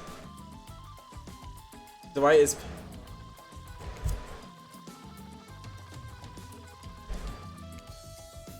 What did you think we were doing? You were doing... I don't know exactly what you're doing, but it sounded like, fun. You think 2 people trying to find new ways to kill each other in a desperate search to make their own death permanent is fun? Oops. We get 5 minutes to ourselves every day, and we spend it hoping if we stab each other in just the right spot, we won't get resurrected. I come to believe that the key to finding the exact place we need to bleed out from, and I believe that place is our appendix. Why else would it be there? Honestly, the appendix is shit. Makes sense. Did you actually think we were me and him? The white? The white is with David. You don't have to laugh that hard. They get it. My life is a nightmare, and yet somehow it's never been worse than right now. Let's go, lover boy. I noted all our entry wounds, and our 5 minutes are already up. Good luck, Justin. You're going to need it. And hey, if you figure out how to escape the island, please make sure your ghost tells us how. That was both a tragedy and a comedy. A cragged medi. Shut up, I like it. Anyways, where were we? Oh yeah, you're heading to the hot tub by yourself to clear your head. Yesterday was, in short, a lot. So far, today has been exhausting too. Welcome in, Jamie. Welcome in. You wanted to change it to blue. I was getting saucy with these lights. Hold on. We just caught Claudette and Dwight having fun, but it turns out they were just stabbing each other. Which I personally already knew, because let's be honest here, Dwight and David are getting up to some things in that locker. Definitely not Claudette. Claudette ain't doing shit. But here's blue for you, good sir. Very good. Very, very good. Where's the button? There's the button. You've missed quite a bit, but right now we are currently in the process of getting into Wraith's pants. But you're dedicated to achieving a true centered self of calm. No drama, no bullshit, just soaking in the sun in a heated pool. Alright, so I had previously thought that this game is like more PG, but now that they said bullshit, I played Spirit's story earlier, LOL. See, I'm just trying to get into Wraith's pants so bad. But honestly, like, I don't think I've eaten this whole time on the island except for Wraith pouring water down my mouth. So I think I'm gonna go with Huntress. I hope that doesn't make Wraith upset. I previously thought this game was like very safe for work, but it said bullshit, so I'm getting a little apprehensive. Oh, you're in for a surprise. Stay Wraith. Okay, good. Today, you're on a date with you. Alright. This voice takes a lot out of me because I got smoker lungs. Oh, I like that. I want to be on a date with me. Who would make the first move? And aside from that disturbing thought, all of it's going to plan until a shadow blocks you from your precious sun. Spiky tick like a palm tree bending over to screw with you.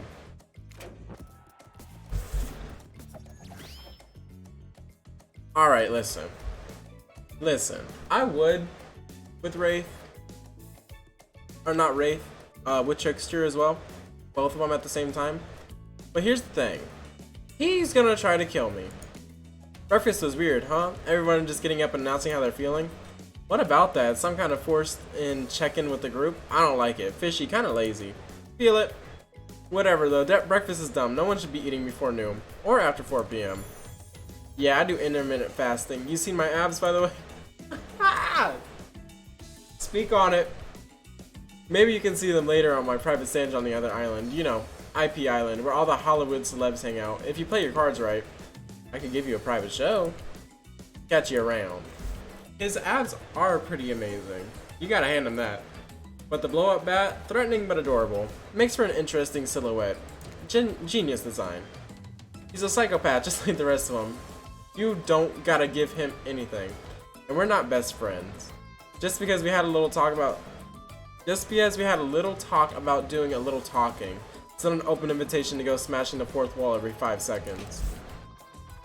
Okay, now that that guy is gone, and we've got some ground rules established that we're definitely going to abide by, it's time to lay back, take some deep, slow breaths, and nope, another shadow. These people will never leave you alone.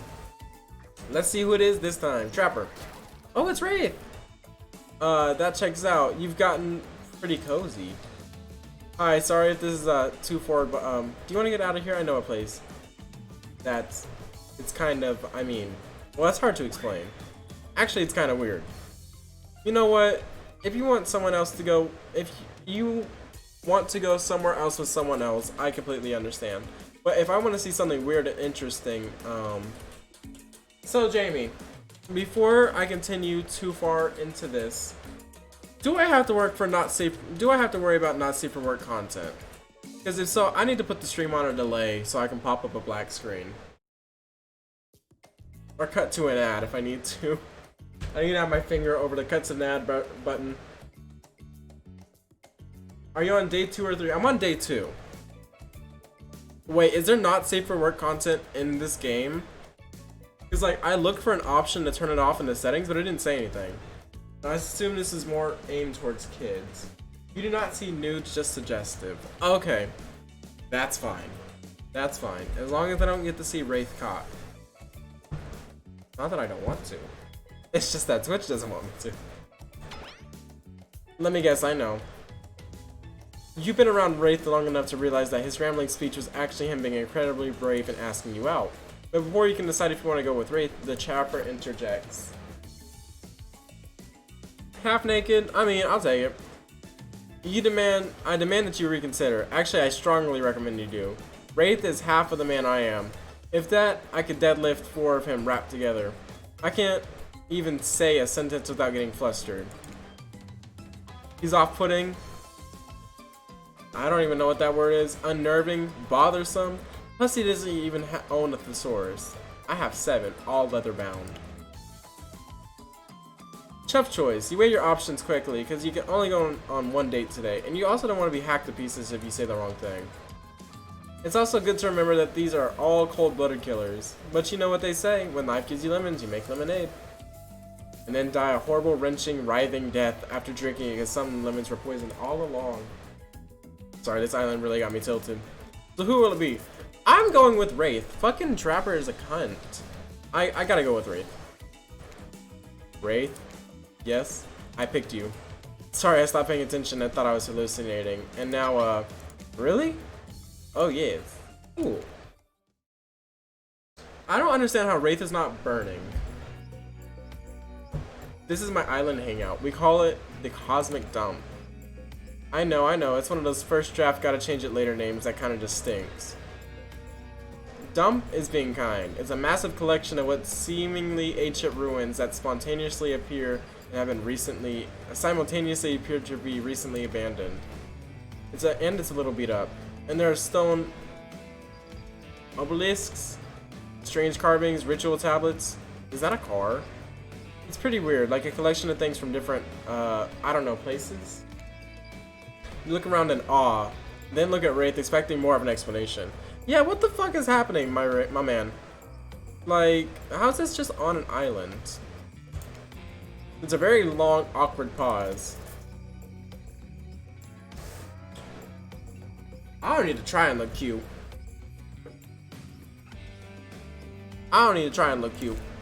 So how? What's your... Just as you decided to talk, Wraith also worked with the courage to say something. How adorably awkward. You both stop talking, wait a second, and then start talking again at the same time. It's hard to watch. Next thing you know, you both start nervously laughing at how awkward this is. Wraith finally makes eye contact with you. And after what seems like an eternity, Wraith finally manages an entire sentence. So, what brings you to the island?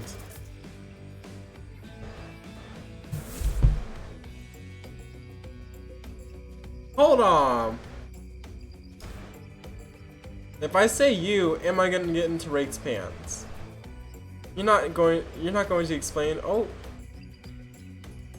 I have no idea. An honest answer. Wraith lights up, the most excited you've seen him. Me neither. And that's all he's got for you. This guy's a hard nut to crack.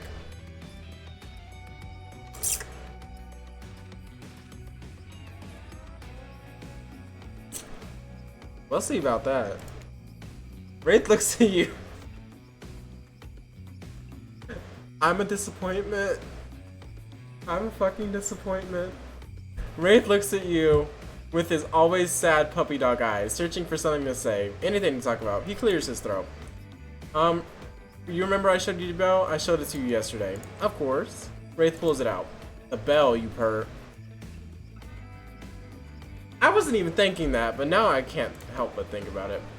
Well, I think it's really nice that you picked me to hang out with, and, is he giving me his bell?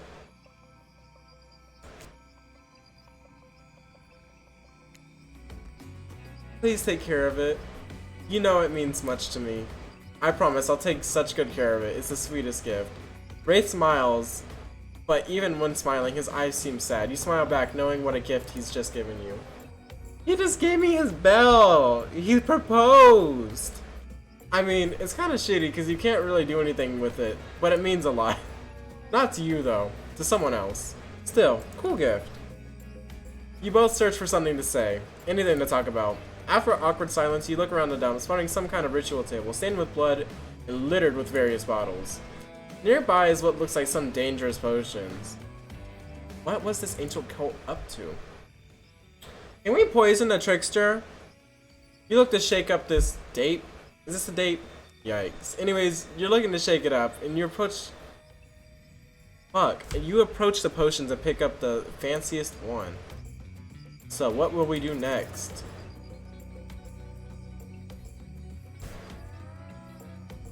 You know what? In my house, we pop pills, drink, and don't look for a second time.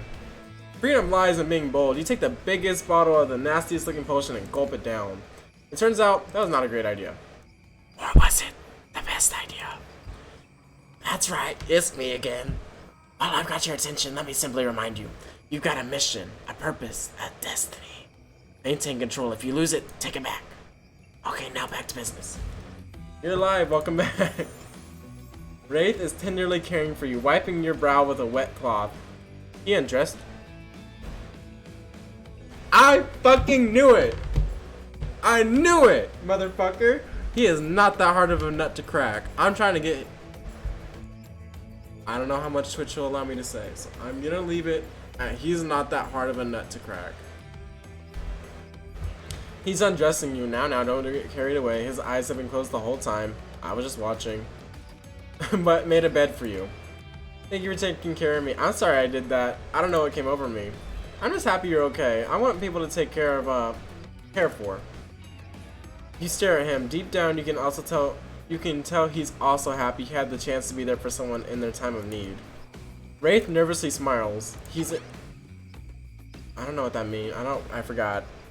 Wraith Ussy. I'm trying to get into his Wraith Ussy so bad. Like, look at that man. Him or Trickster. Wraith has like a cute personality. Trickster has the bod though, and money. He probably has money. So I guess tell me about your family. Ooh.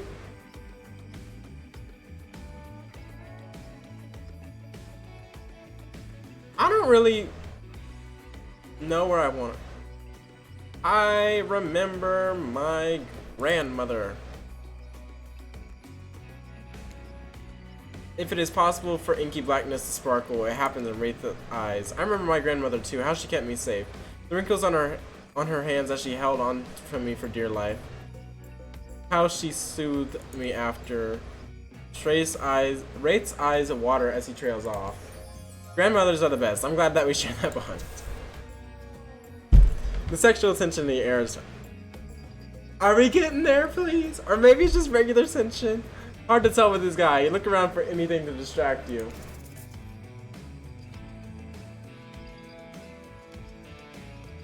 What's the table for? You look at the ritual table again. It's beaten up with a giant hole in it. You look back at the Wraith. Smile. You smile at Wraith. I think, right now, I assume since we're like hanging out with the killers, that we are a killer. Like, we're hanging out with all of them. We're not a tour guide. We're just chilling like them. We're the newest killer. We are the Dredge.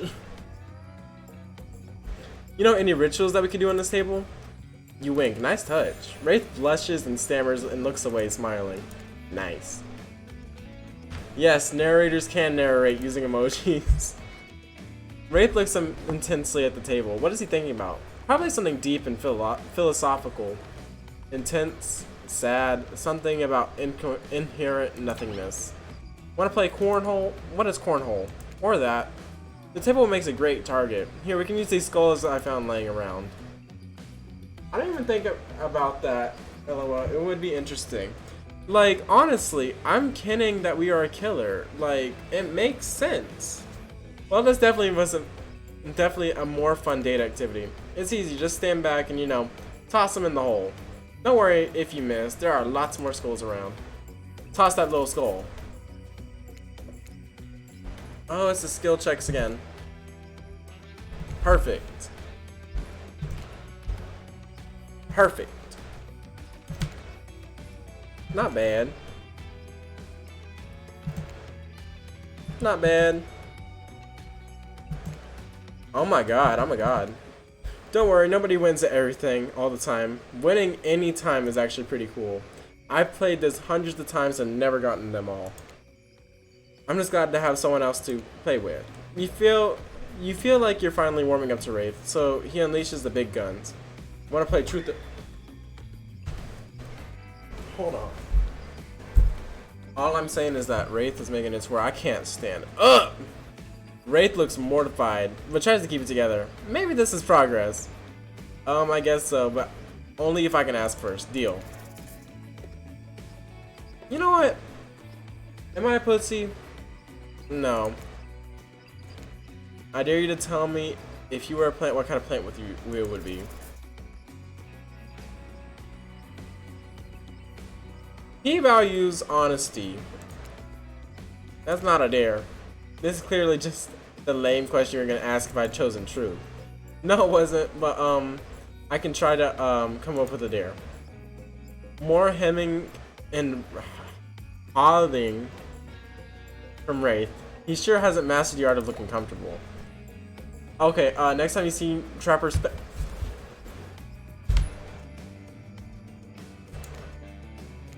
Deal. I'll do that. Okay, dare.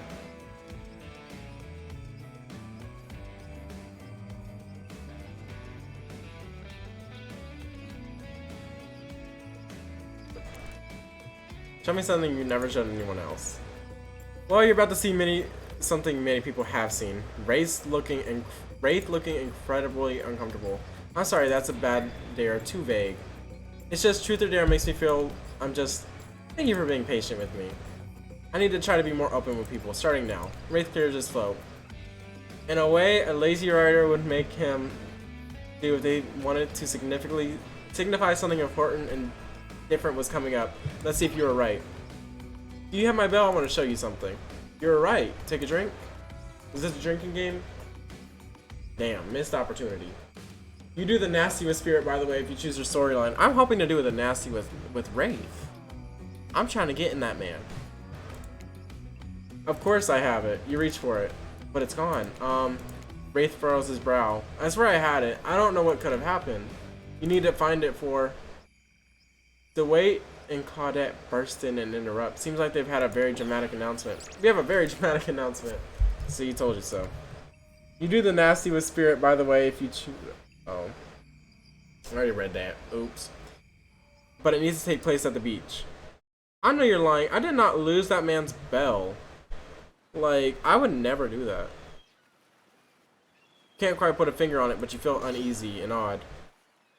And here's why. The Spirit appears from nowhere. Hey Justin, I bet you didn't expect this hot piece of sass. What, goth girlfriends can't make silly, sexy puns from time to time? Of course you can. Dwight and Claudette scatter, I don't know. Yeah, I used those two simpletons to dupe you. You're easy to dupe. Maybe because deep down you wanted to be duped. But there's no way Wraith can keeping you happy. Spirit's usual disaffected nature has given you a way to, in some combination of disgust and desperation. And it's kind of working. Wraith's a fake. He's not even a real ghost. He only pretends he doesn't want people to care about him. But really, that's all he wants. I hope so. That's kind of cute. And he wants it more than anything. Can you imagine him wanting something? So cringe. So cringe. He won't even tell you about his theory about the island. What a fake. You deserve to be with someone real. A real ghost. Someone who doesn't give a shit. Someone who doesn't care if you say yes or no to me.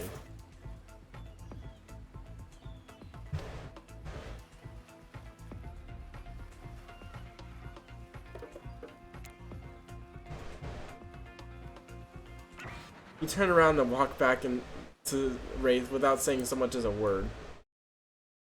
I mean, I don't want to be rude and not say anything, but those weren't good choices. Purposely pissing off the spirit? Like, are you for real? That bitch is gonna stab me. The second one is like going back on my man. You came back, no one ever comes back. Wraith is shook. Are those tears welling in his eyes? You can't tell. He looks away. There's a sniffle and he looks back at you beaming. I want to show you something. You follow Wraith to the corner of the ruins that you've never seen. He brushes aside some dead leaves and branches, revealing a hatch in the ground. Wants to do the honors? You open the hatch with some efforts and lower yourself into a tunnel, grabbing an old rusty ladder and beginning your descent. Be careful. Oh shit, where are we going? You descend into a spooky, dimly lit room. It's like an ancient ritual chamber, with torches, tapestries, engraved skulls, and animal remains. On one end is a set of intricately carved locks and cuff mechanisms on the wall. A torture area? Am I about to get fucking BDSM'd by Wraith? On the other side of the table with potions, books, and maps.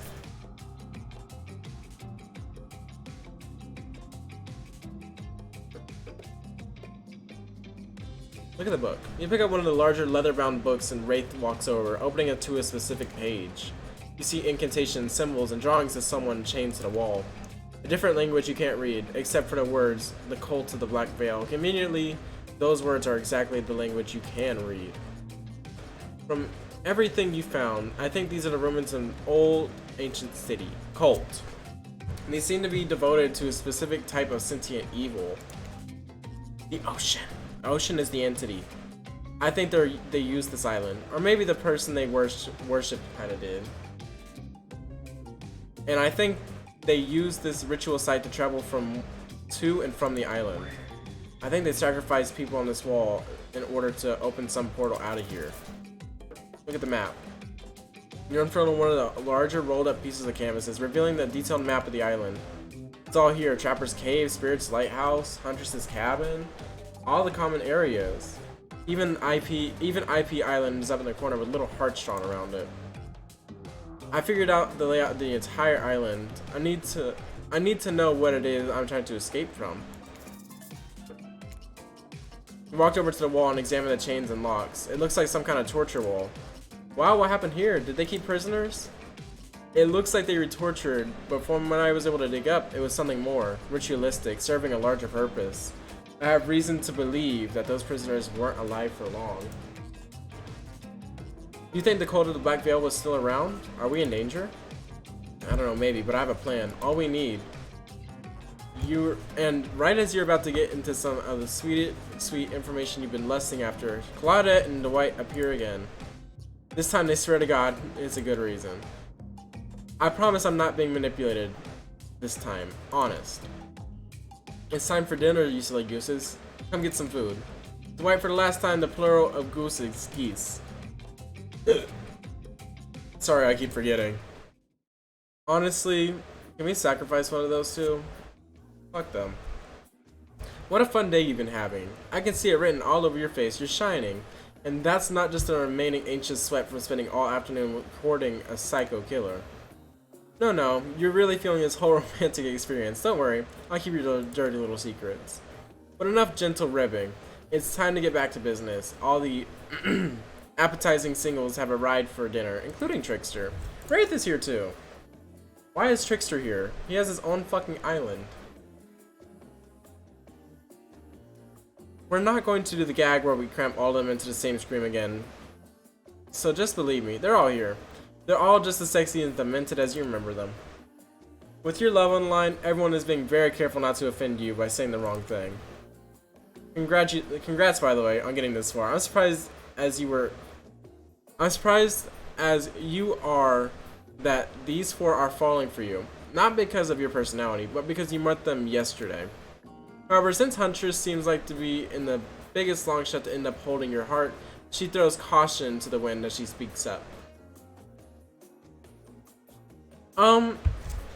No, Huntress is like number 2. It's a pretty small consolation prize for being the least loved killer on Murder Island, but hey, letting them all have this one moment in the spotlight is at least the least we can do, and heavens knows they won't do anything better than that. Since it seems like I'm going to be alone forever, I'm focusing on myself. I have hobbies of my own, you know? Besides stealing, kidnapping, and killing, cooking is my passion. Tonight we'll be feasting on a succulent squirrel appetizer, roasted with elk as a main, served with the side of mushrooms. Those mushrooms are probably poisonous. An elk, huh? More revenge on the elk that killed her mother? If I had a nickel for every revenge-obsessed killer on the island, I'd have some number of nickels. Certainly more than a few. I personally hunted, killed, skinned, and prepared our meal. I even picked the mushrooms myself. Those are definitely poisonous. And cheesecake for dessert. What, not Russian enough? I'm not so one-dimensional, you know.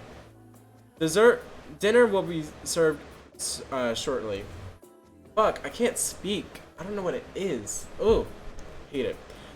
But certain power brokers would like to know about your day. Would you like to share your day with the rest of the group? You had an interesting day, that's for sure. But how you will describe it to the others? Say too much and too little and it can affect your standing with the group. Okay, but don't just sit there saying nothing. Nothing is not an option. Well, first of all, I just want to say, true to your word, you leap up, run over to Chopper and smack his ass hard. You walk back to your seat, smiling at Wraith. He still feels a giggle. I don't know what just happened, but I did not like it. Fuck Trapper. I had a great time. We had a time to play cornhole. I won't tell you who won or lost. Won, but we both did in a way. Everyone rolls their eyes. Talk about sexy. No, really. If you're gonna tell us a story, tell us something sexy instead of whatever that it was. Ray smiles. You're strangely good at getting him to do that. I know, motherfucker. I'm gonna show him. Never mind. I can't say that on stream for sure. I was about to, like. All I'm gonna say is that what I was about to say is I can show him something that starts with a G and ends with an ought. Dwight and Claudette bring out dinner. Everyone eats in silence. No one trusts anyone now, and they're all very tired. Oh wait, no, sorry. That's a dreary supernatural horror thriller set in Antarctica. Not a charming parody dating sim set in an undisclosed tropical paradise. Bon appetit. Don't you mean bon? No, almost everything we serve has a lot of bones in it. Even the vegetables. Impossible to avoid on this island. Hey man, everyone eats without speaking. Tensions are rising, both sexually and deadly variety. When everyone finishes, Claudette and Dwight come to clean up the table. They linger around as you pick up the plate, take out your napkin, and dust crumbs off the table. What would you like to say to the servants? Thank them, of course. Your top-notch service was much appreciated. Everyone, if you would be so kind as to follow us to the fire pit, we'd greatly appreciate it. We've been told something big is going to happen, something that will change everything. You can go willingly or go unwillingly. You have no choice. Tough cookies. I feel that. Did you have a choice on how you say that, Dweet? Yes, and I immediately regret how I did. Good. Something needs to change around here. Fire is rebirth. Fire illuminates the soul. Oh, fire isn't too smirky. Smoke hurts my eyes, and I have pretty sensitive eyes. I'm also horribly afraid of it. The fire, I mean, not my eyes. Because childhood trauma. Involving fire. Thank you, Ray. And finally, everyone starts moving towards the fire pit, if only to get away from Race complaining.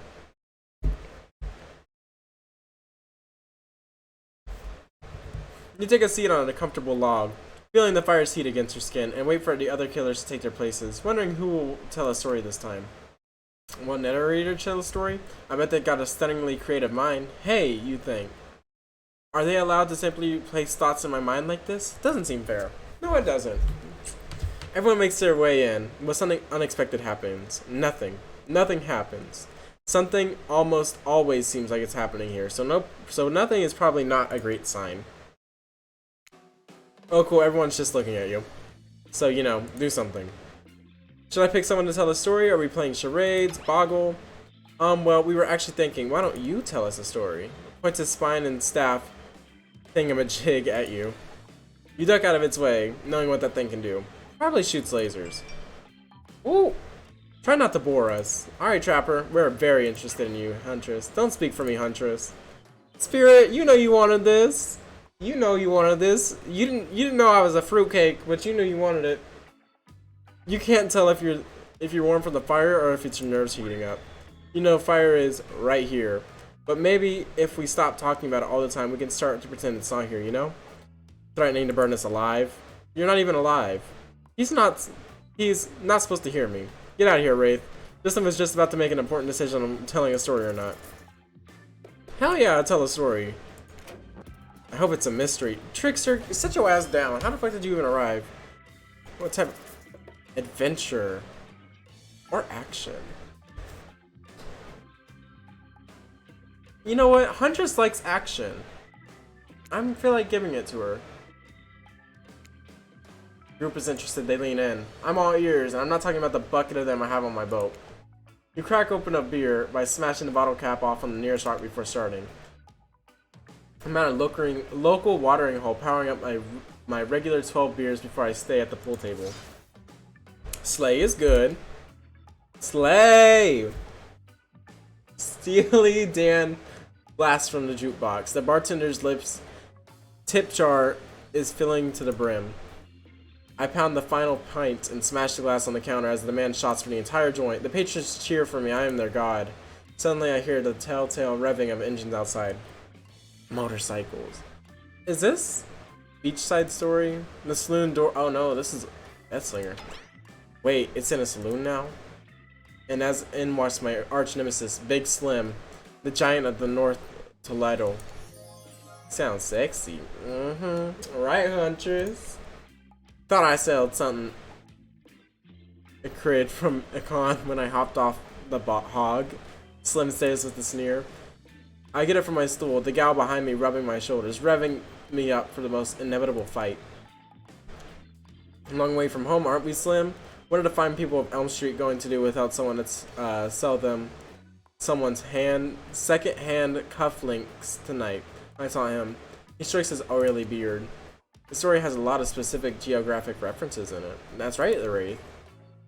I have a perfectly good job at the pawn shop. Why are you coming at me like that? Slim yells. That's fair, I scream back. Why do we even hate each other? I can't remember. Something about you cutting me off in traffic, but that was a misunderstanding, Slim yells. Well then, let's hug it out, I say, tears welling in my eyes.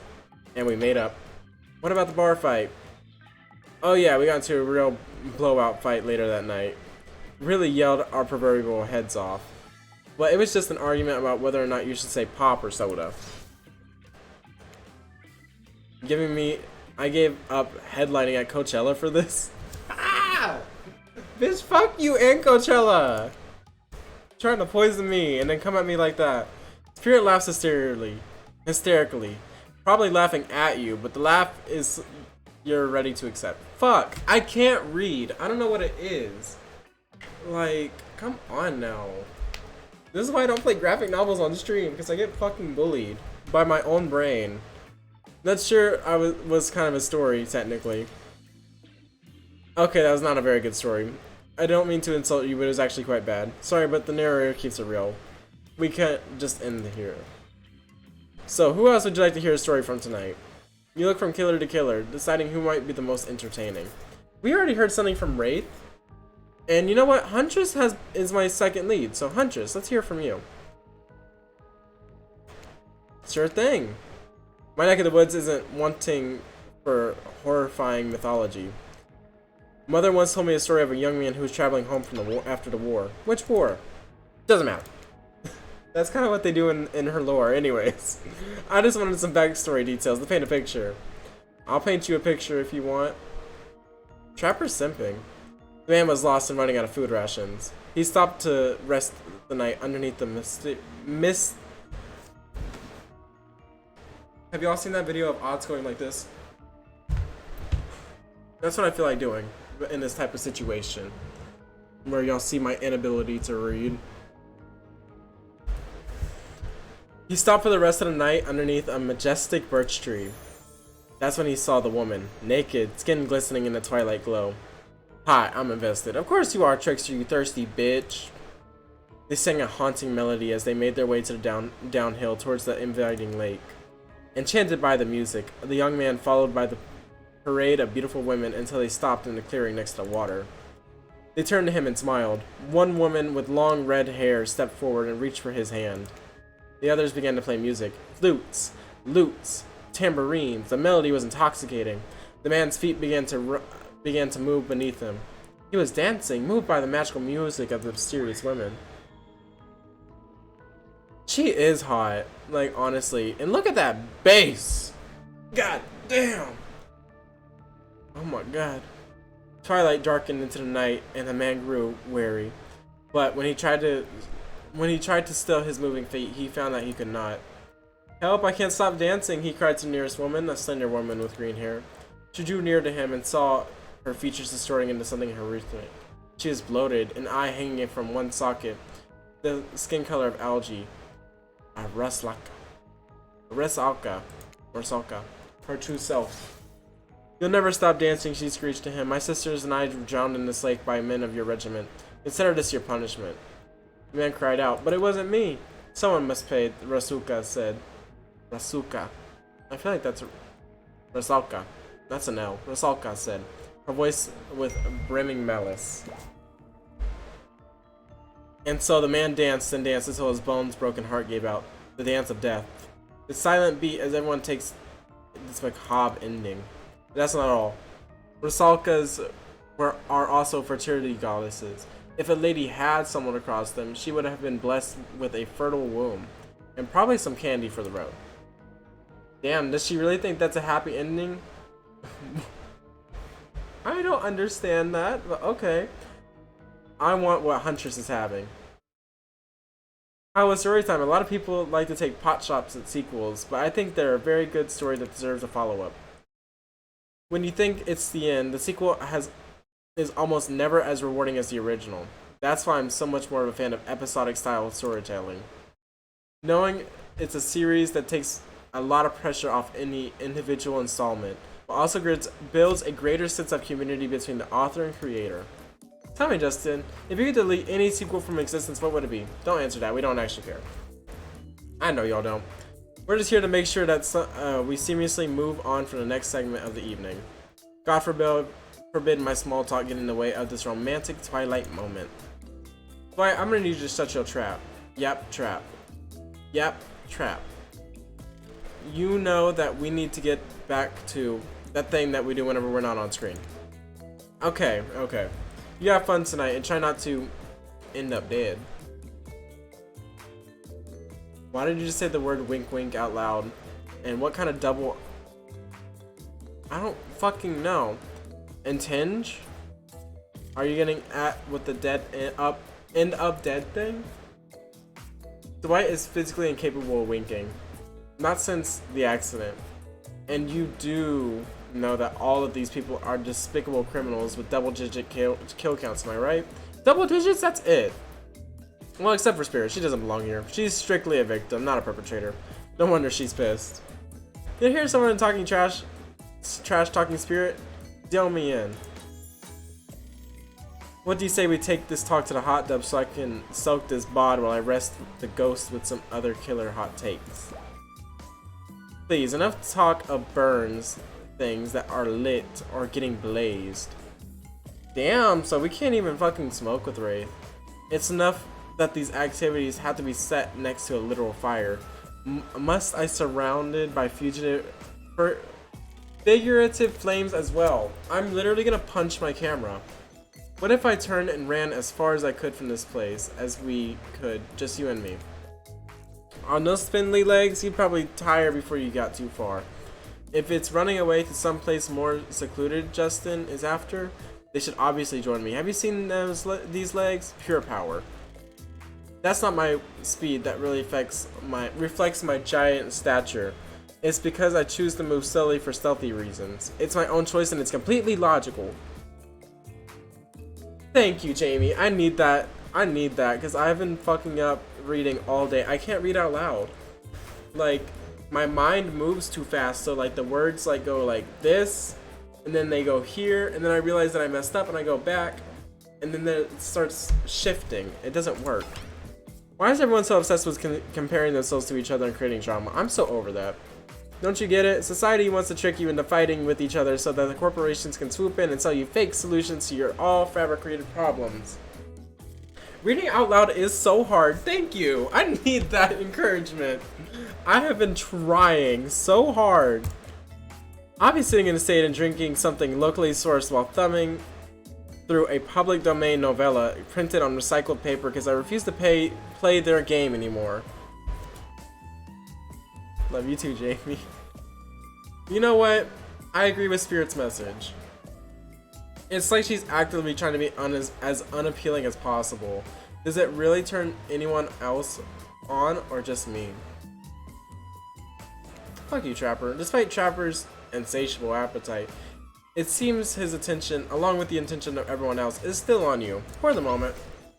If you could, I don't know, just pick one of us, maybe we could all move on with our lives, or, you know, do some special projects we might have going on. You heard him. Who will it be? Who will you head off with your evening activity? I'm just saying, you might not get a ton of chances to date around before your time on a murder island comes to a close. And no, I'm not satisfied with that name either. But with this streaming reality TV dating show boom happening, it's pretty much all that wasn't taken. Which killer will you pick? And yes, we're back to excluding Trickster because ugh, that guy. Honestly, of course we're going with Wraith. I knew you'd never pick me. Who am I kidding? But I did. Wraith immediately turns and runs away. It's not like he didn't tell you what you were getting into. Wraith, are you dumb? I've literally been trying to get into your pants this whole time. Well, follow him. Why am I following him?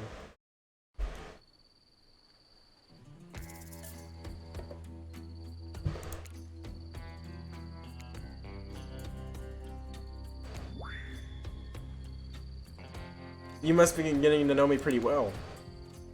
There's that big sigh again. Sorry, sometimes I get two in my head. I feel you. You nod understandingly. Well, maybe there's some way we can get out of here. Suggest throwing a frisbee. Suggest getting down and dirty and...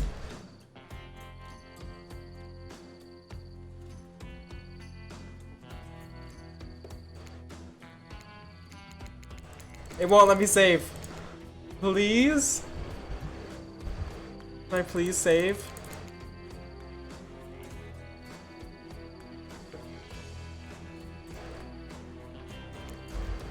We're on a beach. Maybe we should get down and dirty in the sand. It would be a shame if we let all that go to waste. God damn it. Do y'all do that too, where you like save and then do something like that could be morally apprehensible? And just make sure there's no confusion about your intentions, you wink. That will work. There's no way Wraith will misinterpret this. That's a great idea. But maybe we can both keep clean if I go grab Dwight and get him dirty instead.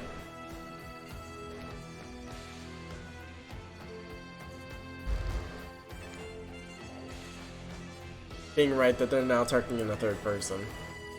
Alright, I get it. You're right. Thank you. Wraith returns with an exhausting looking Dwight and some shovels, and you realize you will now be burying Dwight in the sand and making a sand sculpture around his head. Honestly, I'm fine with that. Look, I know this isn't what you had in mind, but it seems kind of fun. Okay, what sand sculpture do you want to build? Let's make him a mermaid. Yes, just like Nami Iwata. I don't know if I'm saying that right. You dig a hole the size of a person. It truly is Dead by Daylight experience, isn't it? Once it's big enough, an unenthused Dwight gets in and you pile sand on top of him up to his neck. The finishing touches on Mirror Dwight. Wraith takes out a Polaroid camera and takes a pic of the three of you. He's all smiles. Dwight looks miserable. I love Wraith so much. Me too! But I just want that man to whip it out. His clock and his clock. And his bell. Wow, that was really relaxing me. Thank you. Oh wow, you're late. Time flies when on your date with the coolest person on the island. Bro fist to the Wraith. Is this a date? Wraith smiles and rolls his eyes. Come on, let's get back to the group. As you start to leave, you hear Dwight whimper. If the game let me, I would want to. High tide is gonna come in. I'm gonna drown. I'll call Wraith for help. Wraith, we need to get Dwight out of here before we leave. Oh my god, I'm sorry, my brain was in another place. Justin was distracting me. You smile and pretend to be offended. Oh my god, shut it. Wraith watches you flirt and smiles, despite the possible encroaching death by drowning. You and Wraith quickly dig up Dwight, who hugs you before fleeing. Dwight hugged me? Oh, okay. Wraith turns to you, smiling sheepishly. Wow, this day went so fast. Well, I guess it's over. I don't understand. Why is it beautiful? You strange, beautiful weirdo. The gang's all together again on the volleyball court. It seems like only yesterday you were sitting on the sidelines watching everyone get sweaty. That's because it was? Boy, it feels like there's been a lot longer than that, actually. It's so late and the sun is already beginning to rise. Better get this over with quickly so that, I mean, you can get some beauty rest. I don't recommend the eternal damnation of perpetual narratordom. Good thing you've used your time really well since then. Really getting to know the gang. The brain, the mogul, the basket case, and the psychotic bunny girl. You know, the 4 types of people. Anyways, everyone is gathered around on the volleyball court for a new type of game. Pitch your dream date and see who Justin chooses. Who's ready for a round robin? How round are we talking? No, not to eat, Huntress. Each killer gets 2 minutes to tell you about their dream date they have planned for you tomorrow. In no particular order, which is a weird thing to mention, right? Almost like the order does matter. Trapper, why don't you go first? I think you deserve it, even in this case if it's a subtle dig. Stop talking. Trapper, without further ado, would you like to make us all uncomfortable by pushing the boundaries of what is acceptable, not only in polite society, but within the narrative of this in-world event, and also the larger meta-narrative of Dead by Daylight dating experience? That's a lot of fucking words. Sometimes you just gotta say it. Why, yes, thank you, I'd love to. So Justin, you're thinking of picking me. Well, this is your final warning. Pick me and be punished. And rewarded. Tomorrow will suck, probably. I'm not an easy guy to get along with, I know that. But I can tell you this much. I'm hiding a secret on this island that will make fans shit themselves with excitement. If you like Trapper, you're gonna love it. And if you're not a maggot. Also, everyone, even confident, sexy ladies in rabbit masks, better stay the hell away from my yacht. Hit a spirit. Seriously, damn it, Dwight, you gotta watch those words with these people. Tomorrow, you'll spit in the face of God, die, and be reborn anew. That's it? This Trapper would say a slur. 1000%. He would call me a faggot if he knew. If you're not intrigued by that, I don't want you. Go draw on crayon art with Trapper or dig up whatever mysteries with Wraith. I don't know what those guys do all day. I forgot I'm not allowed to say that on stream. Oops. Alright everyone, I hope you all enjoyed Dead by whatever. This has been my final stream. It happened a little bit earlier than we expected. Goodbye. Do you want to at least specify which god you'll be spitting in the face of? All of them. Okay then, so hydrate tonight if you intend to hang out with Spirit. Trapper, without further ado, would you like to make us all...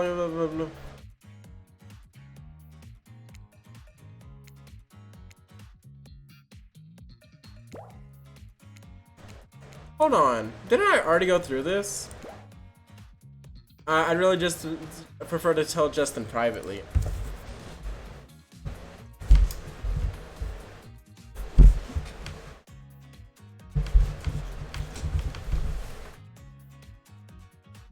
Yes, yes, Wraith.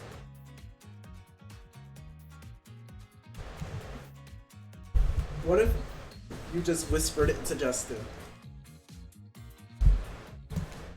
Wraith considers this for a long moment. Too long. That's fine. Without moving, Wraith lowers his voice to a barely audible whisper. Tomorrow we have to find my bell. Then I can finally tell you about what I've been working on. It's going to be really special, the kind of thing that we really bond. And maybe we'll finally get off this island. And maybe we can go on a real date. You done? What is that? Wraith nods proudly. And time's up. Gosh, you need to dream about these options so you're ready to choose in the morning. Now go dream about all the swoon-worthy options and you're ready to make your choice come dawn. Have a swell night. Did you two forget to mention something? Haha, oh gosh, how could we forget? Before you run off to your slumber peacefully, there's one more thing to do. No reality survival dating competition parody would be complete without singling out one of our contestants who is already teething on the edge of psychological break, giving them a little push. I think it's Huntress. They're gonna get Huntress to kill me. Hold up, this has been a survival dating competition parody of this entire time and I'm just not finding out? Come on, the signs were there. You just didn't read them. Welcome to Murder Island. It's now time to eliminate one of the killers. Oof. It's like butchering, but it hurts even worse. You can't kill a killer, but can you break their heart? Do you dare even try?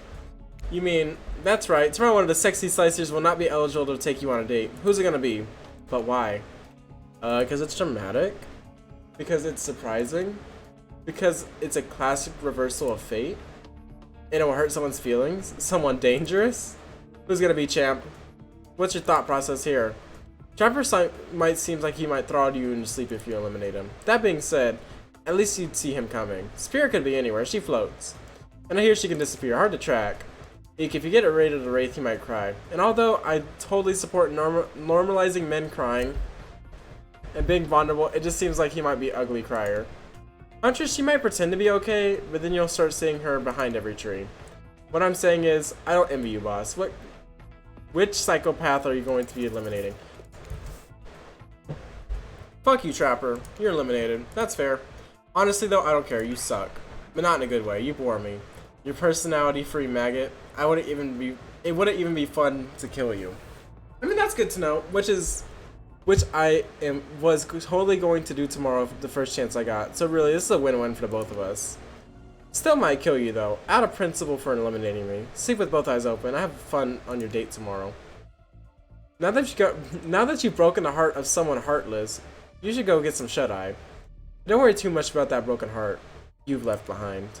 Because of course, they'll be receiving a consolation prize. They might not get to go home with Justin when this is all over, but they'll never sleep alone again.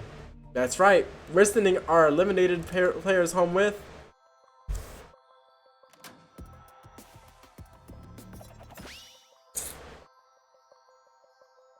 very good. Very good. The next best thing to the real trickster, it might not hug you back, but it definitely won't try to stab you. And how do we know? Because we tried it. That's right. It's the white tested. Claudette approved. I hope you sleep well tonight. You're my hero for what you have accomplished. Oh, thank you, Claudette. Knowing what you've done. No, not because of the guilt. I mean, knowing that is a legit homicidal maniac who hates you close by. I'll get to sleep tonight, knowing what you'll do tomorrow. I don't know how you do it, but you better go before Dwight and Claudette come back and put you to sleep themselves. You know, those two. Schedule, schedule, schedule. Wow, what a crazy way to end the day. An elimination? I didn't even know it was that kind of game. Let's check with everybody, especially our loser. Everyone deserves a send-off. Well, see how things go tomorrow, I suppose. I'm not expecting anything. I tend to shut my mind off during hard times. I know that I seem all excited and devil may care, but the truth is, I'm really a pessimist at heart. That tends to happen when your mother is skewed by an elk whenever you were young. Yeah, how'd you know? Wild guess, but it's the only thing you talk about. If you excuse me, I saw a raccoon over in that tree and I'm feeling peckish. I don't remember the last time I felt this nervous. Excited? Chemically, both those feelings are similar, but I don't know. Justin is really great. What else do you want me to say? The Trapper. I don't handle rejection well. At least I don't think I do. No one else has ever been done enough to reject me before. Yeah, the more I think about it, the angrier I get. I'm a huge rage monster, so everyone in the room should be scared right now. Turn the camera off. Did I think there was a chance I might get eliminated? Yeah, I did. Did I care if I got eliminated? Not even a little. Does the volume of words I spend talking about how much I don't care about things signify a deeper yearning within me to be seen, heard, and validated by those around me? Nah. What? You're not a part of this. And you don't get a confessional. It's cool, man. I'm not a part of anything. You feel me? I'm not a cog in anyone's machine. I'm my own machine. Alright, so after the stream today, I'm going to look up how to get to Trickster. I just want to see if it's possible. This whole thing is pretty cute though. Charmingly low budget, old school marketing vibes. Not gonna lie, I kind of wish I wasn't so busy right now. I'd definitely be down with a reality show style dating competition with survival elements. Whenever you end the stream, we're getting loop ice cream. I don't know how I feel about ice cream, but I am hungry. But I got the new albums upcoming toward finalizing the new sneaker line, producing a limited series on my own life, starring in a new social media NFT crypto app, and doing these private gigs over in IP Island. My dudes, you gotta check it out. IP Island, it's dope. It's where real killers hang out. Fully licensed, no legal drama. Lawyers, take a hike. I'm gonna tell everyone that the Trickster said about them, don't worry. I'm talking your favorite established characters from all pop culture that can't be seen on this island. Hell, you probably even can't even mention them, like Ghostface. Don't you say it. Look, we get it, you're very popular and in demand, but we have a game to get back to and I don't want to get sued. Ghostface. Come on. Whatever, I don't even care, I'm the Trickster. See you around, Justin, you too, narrator. Bitch. You do? Yeah, seriously, don't pay me to deal with people like you. Is it my turn? What? No. No, you're not your turn. You're sentient water. How are you even sitting in that chair? What chair? It's the only thing you're getting all wet. Now it's gonna smell like mildew. Okay, rude. Fine, let's get this over with. It's your turn, Ocean. Do your check-in. Check-in? I was just hoping for the bathroom. Bathroom, are you serious? It's down the hall to the left. It's okay, never mind. Never mind, what does that mean? No, not you two. It wasn't meant to be confessional time for literally every character in this game. It's okay, we don't have anything to confess. We've just been working our asses off for 2 days straight and wanted to sit down somewhere. This chair is wet. Yeah, I think the Ocean just peed on it. How is that You know what, I don't even care. You two look pretty pleased with yourselves. I got something to confess. Oh great, what's it gonna be? You ate glue in the 2nd grade, you cheated on an algebra test once. Watching the Trapper get eliminated was the first time in this unending spiral staircase of pain that my life has ever felt a metachrome of joy. Modicrum. Every minute I am alive is a nightmare. This place, this sun, these sweet sugary drinks. It sounds fun for a long weekend, but for eternity? The unrelenting rhythm of crashing waves and wailing seagulls. It's like a crescendo song of evil that makes me question the very foundation of the universe. Why am I here? Or are any of us here? What kind of sentient being would do this? This is giving Doki Doki right now. Please erase me from existence. Please make it to where I was never born. Pull the plug on this experiment and let my soul be free. And please, please get me out of this polo shirt. Okay, let's get to bed, bud. I don't want to go to bed. Going to bed means eventually I'll have to wake up. Yikes, that was a weird way to end. Oh well, what are you gonna do? You let the camera roll long enough, someone's bound to say something crazy. Anyways, it seems like everyone had their shot to annoy me tonight, so hit the hay and get some rest. Tomorrow's gonna be a doozy. Soft sunlight warms your skin, nudging you awake. Also, if you're using a killer crab as a pillow, which it's sort of okay with. What's that? You don't know about killer crabs? Oh right, you didn't go to the Huntress state. You really missed out. It was thrilling. Or, I guess, would have been. You'll have to play the game again to get that reference, I suppose. You pull your beach attire and splash water in your face. Claudette and Dwight are approaching. Is it a look of excitement on their face? Terror? You notice your stomach flutters with butterflies. Someone is in love. Or you're infected with zombie butterflies in your sleep. It has happened here before, but it's probably the love thing. It's time. Claudette gestures you over to the beach where the killers all stand flanked by the tiki torches. It's a scene very reminiscent of a TV show you used to hate watch with your ex. Kardashians! Well, I hate watched it. He didn't. Suddenly the message is clear. You're going to clear your affections for a killer in front of several killers. Hey, isn't Trickster supposed to be here? We paid him good money to make some half-ass cameos in this show. I'm gonna chew his agent out. But before they walk over, you get your big moment. Little Birdie told us in particular that someone has a strong crush on you. And Little Birdie reminded us that you've been kind of a dick since you got here, and we reserve the right to withhold that information even if it leads to making a terrible decision that gets you murdered. And another birdie reminded us that you've been...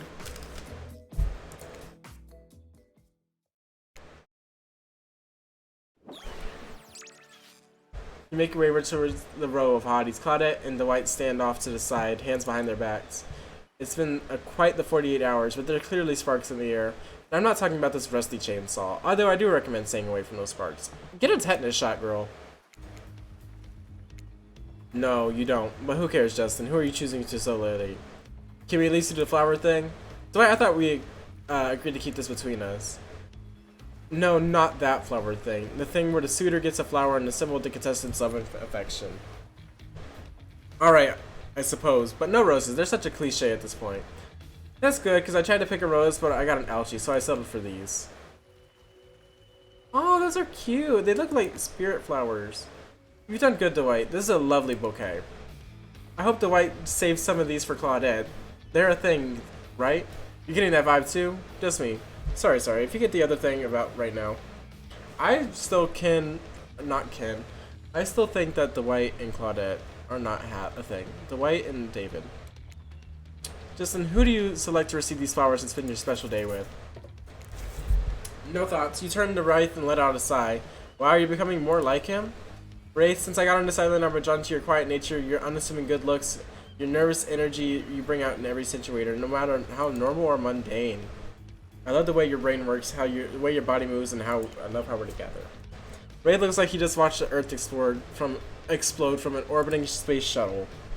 His mouth hangs open a little, his eyebrows twitch. No one can tell if he's too excited to process or partially dead. Got anything to say, Wraith? Sounds about right. Are we gonna fuck Wraith or not? As you board the yacht, Wraith is surprisingly quiet, but the awkward vibes are about 60%. Good job, I guess. It was nice of Trapper to volunteer his day-long date, but it did a bit dismissive of him to say that you two are so boring that the yacht itself wouldn't even notice that you're there. What would he know about fun anyways? He wears an old-timey one-piece bathing suit like a strong man at some carnival. Come to think of it, it's actually quite fun. Ray just has a regular old button up with shorts on. No, now is not the time to think about Trapper and the way his vintage singlet hugs his curves just right. That's just what he wants. Classic Trapper trap. You're here with Wraith, remember? Who you chose for some good reasons you must have, I'm sure. You can cast all the other thoughts out of your mind and stand there at the edge of the deck, looking at the ocean, wondering what's out there. Where you even are. The gentle rocking away is so comforting as you turn your face in Paramore. Wraith can barely look at you. Is it nerves or something else? I can't believe that after spending so much time with me, you still want to do it more. I'm only going to disappoint you. You can never disappoint me. Well, we'll see about that. I still have a full day ahead of us. Speaking of which, what exactly do you have planned for me today? Before we get to that, I need to tell you something. It's about me, but ultimately more about you. You know me pretty well. You know how easy I get first and how introverted in my hand I am. You know that I'm awkward around people, triggered by the sight or talk of money, weird about my intimacy. But you're incredibly kind and patient. You put me up with all my quirks, and after spending so much time with you, I feel like I've changed. Something about you put me at ease. I feel different. And that's good. I had to change in order to spend the day with you I wanted. Because I fucking knew he'd be an easy nut to crack. Now that you say it, you smile warmly. See, there it is. You already know how to comfort me.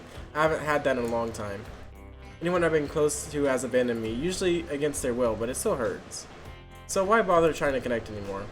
They're going to be brutally murdered while I watch or overhear or sleep through it. You put your hand on his shoulder. All I wanted is someone to love, a family to care for, not to be touched by evil or greed or power. A small house in the middle of nowhere, never bothered by anyone. You're the first person in forever that I felt I could see a future with. Wraith holds up Azeroth's skull. My story about the man who pulled out the boss's skull and spine. That was about me. You almost told him that, you know, everyone knows, but you decided against it. Too long have I been attached to Azeroth's skull, and I have let it define me. No more. Wraith tosses the skull into the water. As he watches it sink, you noted a gold chain around on the ground that dislodged from it. You know how Wraith is with gold coins. What do you do?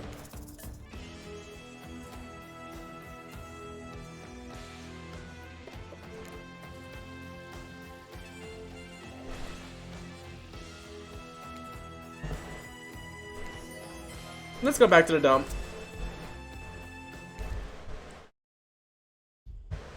As you walk into the cosmic dump, Wraith oozes with nervous excitement. Oh gosh, I have something incredible planned for tonight. He even tries to rink. It's kind of grotesque, but hey, this sad boy is finally opening up. They did not dispel sad boy like that. He pulls out some lotions and some oils. Sensual. You ready? That's odd. What's wrong? No, just, you're holding Azeroth's skull again. You made a whole big thing about how you feel changed and you're not defining and you threw it away. Yeah, I did. Azeroth was terrible and I'm no longer using his skull as my security blanket. This is his brother Paul. Also a really bad guy I took care of. Good to know. I have plenty of these things. All real bad guys. I guess some people really can't change. Anyways, back to our exciting night to end all night. Stay here and prepare. If you want to go find my bell. He takes a step closer and whispers. And then when you come back, we can ring it.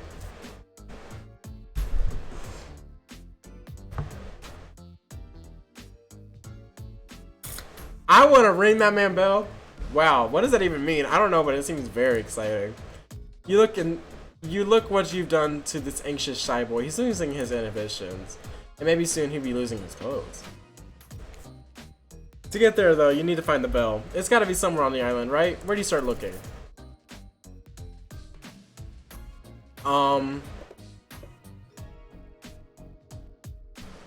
I feel like Spirit stole it. I suppose we could check that creepy black lighthouse at the edge of the island. Lighthouses are usually only have one big room at the rooftop. Should be easy to search. You turn to leave and catch the Wraith winking at you as you exit. You know what? Maybe that wasn't a wink at all. Some of the mud he uses to cover up his face is probably dripping while he sweats anxiously. Alright, so because I don't feel like there's much time left in the story, and you know, normally the stream would end in about 2 minutes. I'm just gonna go ahead and finish this up because, you know, there's no point making a part 2 stream if I can finish it all right now. But there is an ad starting in about 3 minutes that y'all are gonna have to endure, and then we're gonna get back to it. Around that time, I'm gonna go ahead and pause and then just chill, probably take a drink of water. And then whenever y'all get back, we can finish up, because I know y'all want to hear my delightful reading voice. You arrive at the Black Lighthouse, optimistic and full of purpose. You don't see the bell anywhere. There's about 30 minutes left. Yeah, I made that mistake with Stray, where there's only about 20 minutes left of proper gameplay. And then, like, for the last 2 hours, we had to play Minecraft. That happened yesterday. Spirit, hello? Nothing, she seems to be nowhere. Let's be honest, her heart was never really in the process, was it? You start poking around, wondering if Spirit took the bell and hid it around somewhere. Oh, hey, hot stuff. You turn to see Trickster, casually posed, light reflecting off his perfect skin. All of his too many abs glistening perfectly. Doing some snooping? I'm looking for Spirit. Me too, actually. We were gonna do face masks, and I told her I'd show her around my stage all over IP Island. It's tight. All the killers we couldn't clear to be in this game are hanging out over there. Just out of view of you, and any interested parties' lawyers. Good to know. Having a blast, doing shots, making content. Oh my god, dude, you've got to meet my good friend. Nope, stop right there. We're not gonna be sued over a dating sim. I feel that. Hey, have you seen Race Bell anywhere? I'm not gonna lie to you, friend. I have no idea who you're talking about. But maybe you want to hop over to the other island, check out my stage.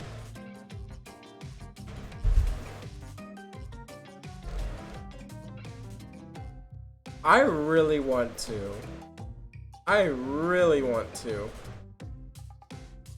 But I'm not cheating on Wraith. No. Absolutely not. I'm not on a mission. Trickster shrugs. I guess we're all on our own journey. Till we meet again. As Trickster vanishes, you ponder your next move, and I'm left wondering, who would just say no to checking out a sexy pop star's special hideaway? So where's to next? I'm avoiding Trapper. You know what? I have a good feeling about Huntress's cabin. I love Cabin in the Woods. Great things are always happening in those. People are walking into them and back out of them unscathed all the time. You can load and reload this section.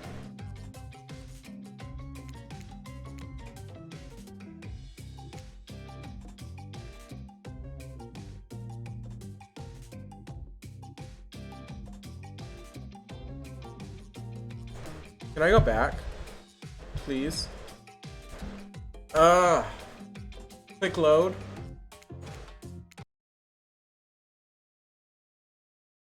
I hope it didn't, like, take me back too far. Okay, so, thank you.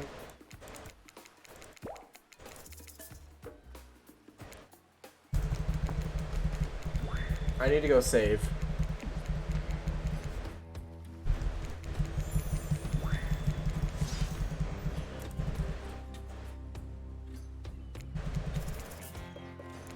Okay.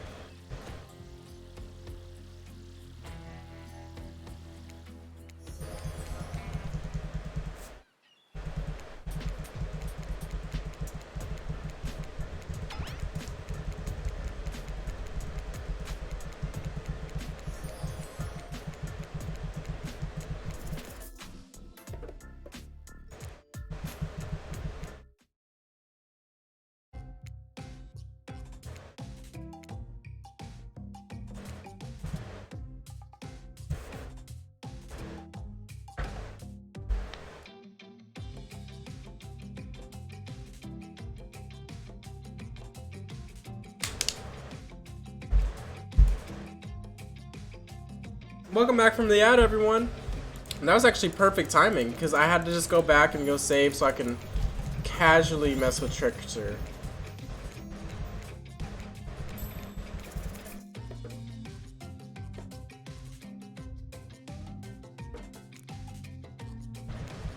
Trickster smiles. You're just about to ask how he plans to get you there and blink, and you're there. Trickster's private stage on IP Island, and it's empty. Yeah, I mean, it's hella early. Everyone is sleeping and recovering from last night's rager. Things don't really get going here till near midnight. So I'll have to wait until then to have any fun here. Trickster smiles shyly. Oh, I wouldn't say that. How about you leave me alone for a second so I can freshen up a bit first. Trickster likes the idea. As soon as that horny weirdo leaves, you drop the charade and look around for the bell. Nothing. You might be worried that worried that your cover might be blown. You dive into the water and begin to swim back towards the black lighthouse. Let's not do this much physical work again, okay? Haha, this tickles. That actually was kind of a good idea. Where to next?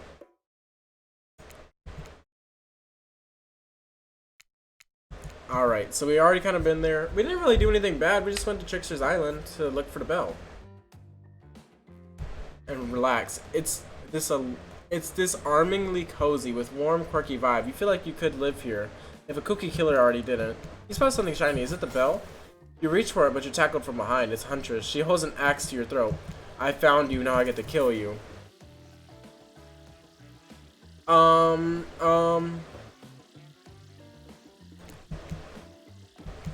con with Wraith. Huntress' eyes begin to sparkle. This sounds like a fun game. Do you want to play another one? Sure. Great. I got the perfect game in hide and seek. Bet you can't find me. Ready or not, here I come. Ready. Not bad. I'm gonna get another not bad. Oh, fuck. Not bad? I can't even see this one.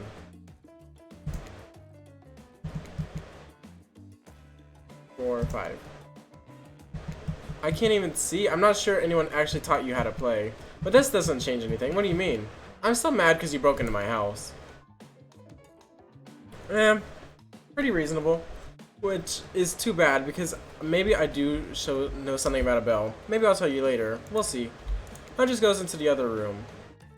Except possibly killed. So where to next? Maybe Trapper's Cave? I don't know. Look out for, well, traps. With that in mind, I'm sure I can get out of there safely and find that bell. To Trapper's Cave. Surely what you'll be looking for will be there. It's not like Wraith has purposely sent you on a wild goose chase that will ultimately end up pointless. I didn't even think about that. Maybe he's douching. Who knows? Get to Trapper's Cave tentatively. He's called Trapper. It stands to reason that there would be some traps. Illuminated in the deep blue, the cave is home to a pool of water that shimmers and shines. You find yourself hoping that Race Bell isn't there. You hear a voice from a pile of rocks, like a feeble old man calling for help.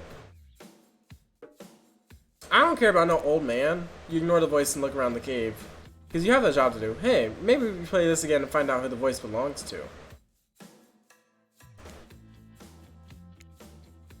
No. Just saying, could be fun. Oh, what is this? You found a gold coin. Take it. Isn't that the gold coin I already have? Oh, there's something else next to it. Is it a bell? Then again, it is Trapper's Cave. You know him, the trap guy. The guy who loves to leave traps. If it's not the bell, then why would I want it? And I'm the bear. He cleaves you in two. This is hard and weird, but it's almost like eliminating Trapper last night made it even harder. I didn't know you could actually die in this fucking game.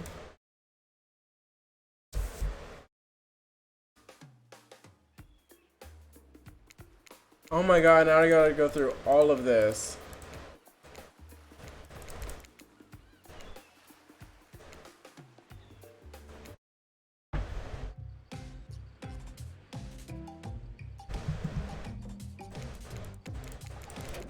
Okay.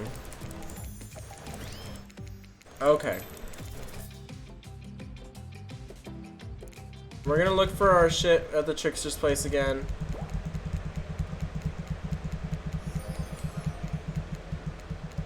Okay. Huntress's cabin, that's where we were. And then we're gonna save right before we go to, whatever his name is. It's disarmingly... okay.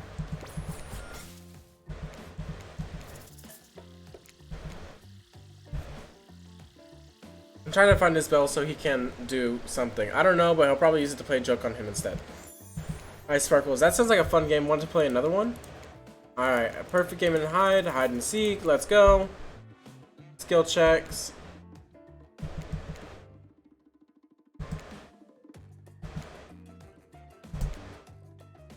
More skill checks.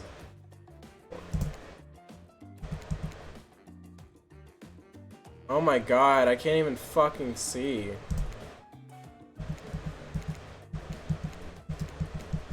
I'm still mad that you broke into my house, which is too bad because maybe I do know something about the bell. Maybe I'll tell you later. We'll see. Huntress goes into another room and you realize you're not going to get anywhere else, except possibly killed. So where to next? Trapper's Cave. Okay. Now we can save again. That way we can, one, look at who the voice is, and then two, we're gonna investigate the voice. Hello, can you help me? Hello, I'm coming. Desperate to help you push against the rocks with all your might. This launch near the top that rolls off and kills you. Probably should have seen that come.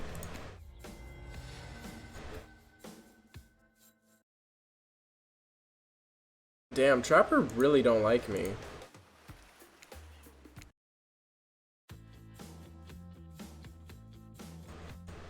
Okay.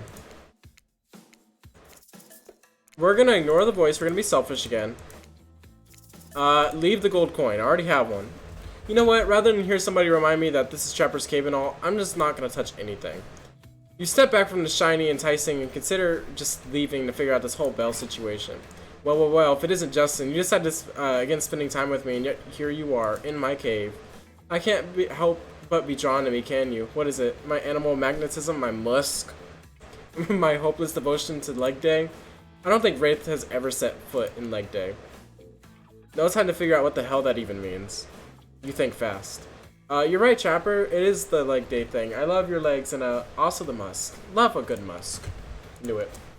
Listen, I made the wrong choice, eliminating you and going back to Wraith. How could I have been so stupid? You should probably cleave me in two, hack me to pieces. I deserve worse. But if you'll let me, I want to go back to Wraith and tell him the mistake I am for leaving you. Chopper stares at you unnervingly, a twinkle in his eye. I should probably cleave you in two, you're right. But it takes a truly self-assured person to admit their mistakes. You're clearly aware that you're stupid. So, you know, we're making progress. Whoa, you're pulling this off? Let me get this on one condition. When you break the news that you're leaving him, tell him that he has skinny chicken legs. Ah, yes. If you want, I can tell him that. Chopper lets out a hearty laugh.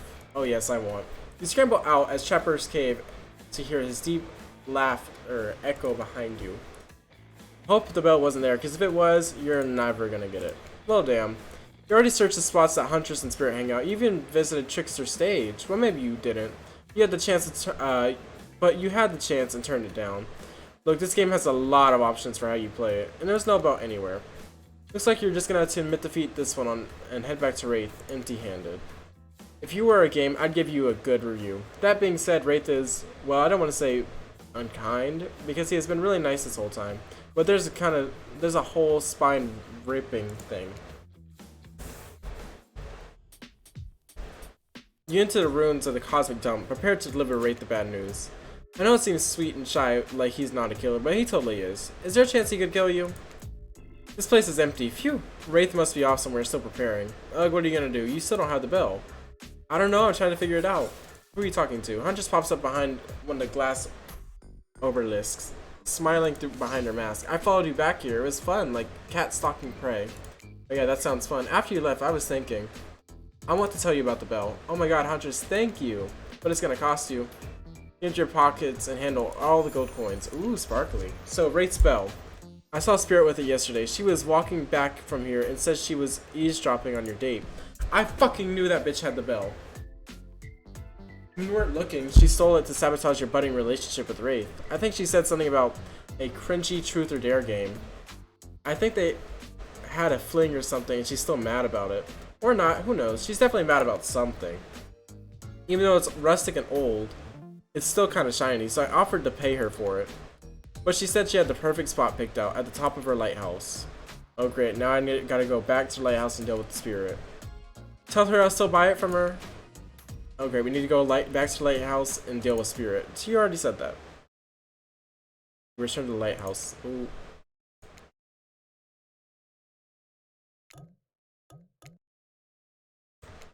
Return to the lighthouse and head upstairs. No more messing around.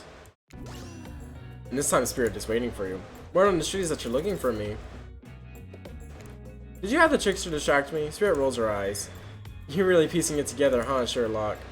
Alright, whatever. I messed with Wraith a little. I'm so sorry. It does not sound like she's actually sorry. So you want the bell? How will you play a little game? I call it, don't look into the light or die. You can open your eyes when I'm blocking the light. If you look directly at it, I'll die. Precisely. You're much smarter than you look. No offense. Stop on Spirit and don't look straight into the light. If you look directly at it, your brain won't probably survive the stress. More skill checks. Not bad. 3, 4, 5. Alright, now I gotta like actually like hit these. 4, 5. I can't just like mess with them. 3, 4, 5. 2, 3, 4, 5. Oh my god, this is going too fast for me to even fucking comprehend. 2, 3, 4, 5. That isn't completely fatal, I guess. Only half of your brain and the portion of your soul was damaged. It seems like the mostly okay, as far as I can tell. Spirit hands over the bell. Now leave me alone. Gladly. With that, you march triumphantly back to Wraith. Are we just gonna ignore that the light is right there? Like, literally, we just saw it. You said that you walk in to see Wraith in his sexiest outfit yet.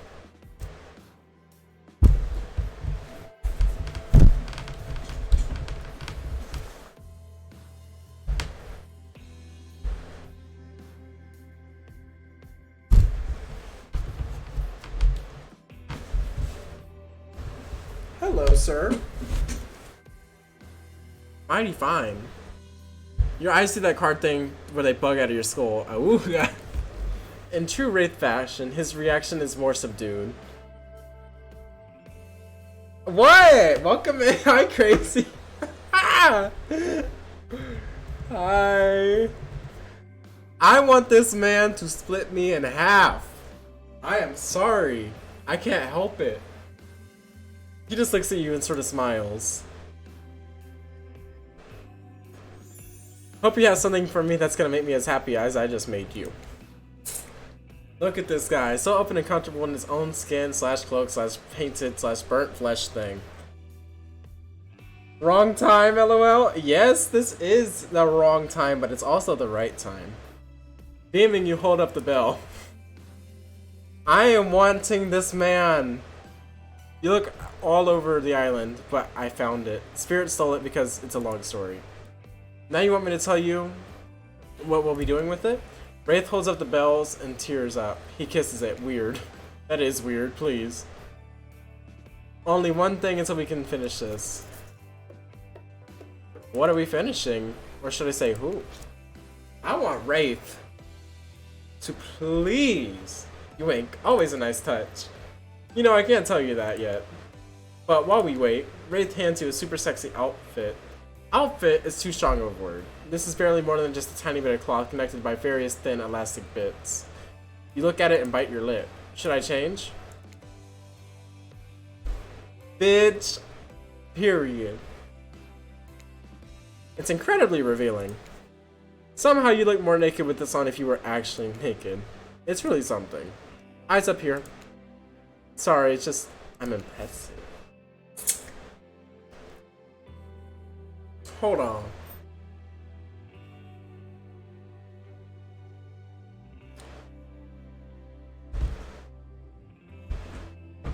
Where did my nicotine go?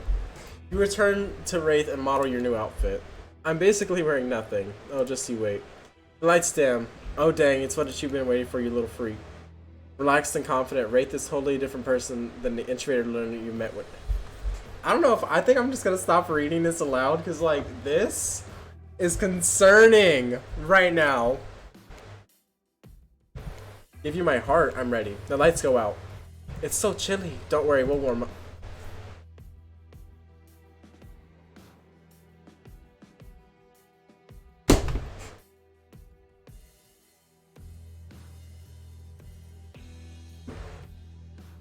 Here we go, motherfuckers. This is what we've been waiting for this whole time.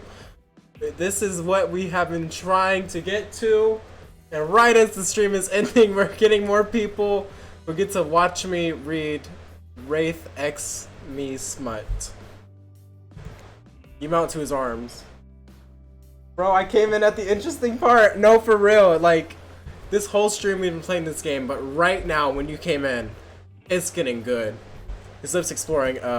You should probably leave a thing or two. Sounds weird to be documenting this. Before I give you my heart, I'm gonna give you something else.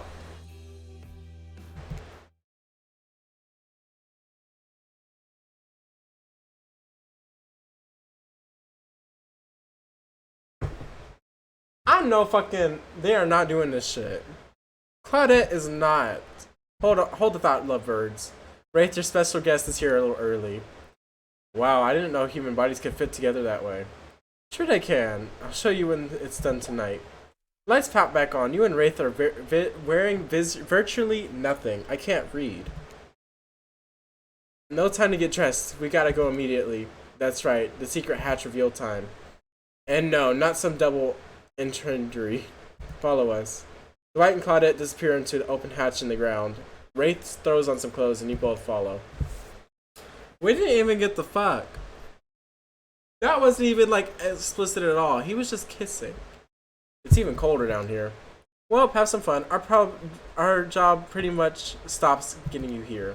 Contrary to what you might heard, we don't like to watch. Not this. See you later. They climb back up in the ladder as you turn around.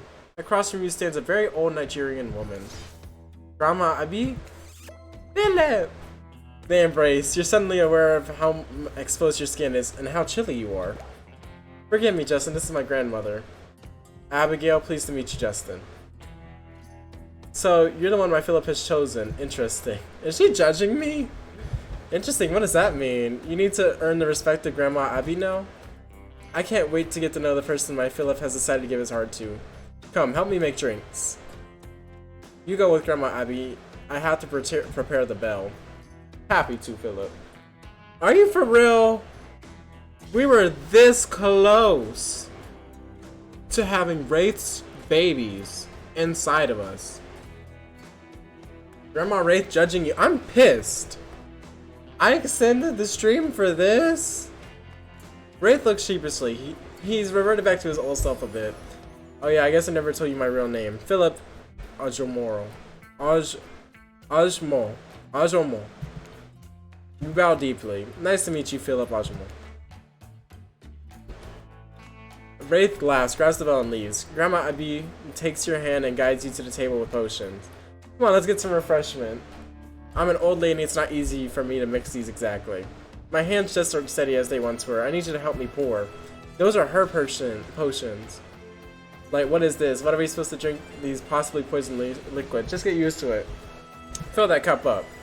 I already drank some of them, so I'm not too worried.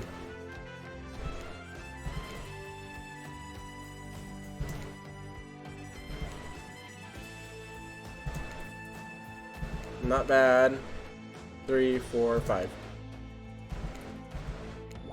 That could have been better, but I certainly wouldn't be able to manage it. I suppose it will have to do. There's more? Alright, good. While we wait, I want to make sure you're the one. You sit across from her and she smiles briefly at you. Philip has been through so much. He saw things as a child that no one should ever see or think about. I feared that what that could do to a person. But not Philip. He is thoughtful and strong-willed. He's a good boy. He is a very good fucking boy. I agree. Although, thinking back to what you two were getting up to right before this, maybe you don't agree. Tell me, Justin, Philip's birthday is coming up. What would you get him as a gift?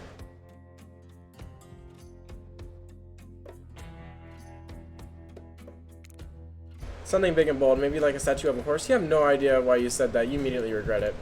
I do know why I said that. He gave me a fucking chess piece. Don't act like I'm a liar, game. Okay, tell me this. If Philip could be a tree, what kind of tree would he be?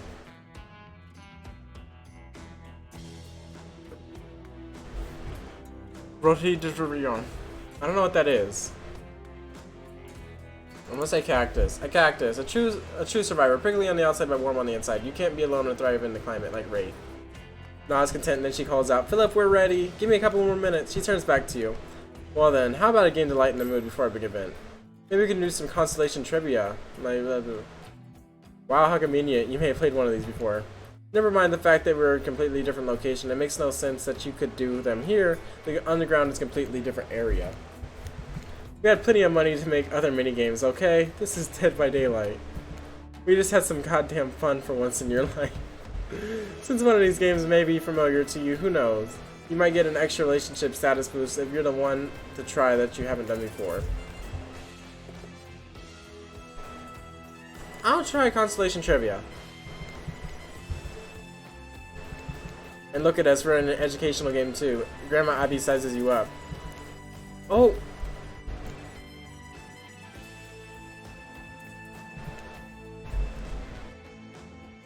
The path of our sun. We call it the Zodiac. Shrugs. That's right. Good to know you get one of the easy ones. Last question. This constellation was first described by Nicholas Louis Disc something. Pendulum clock. The pendulum clock. Not Fornex.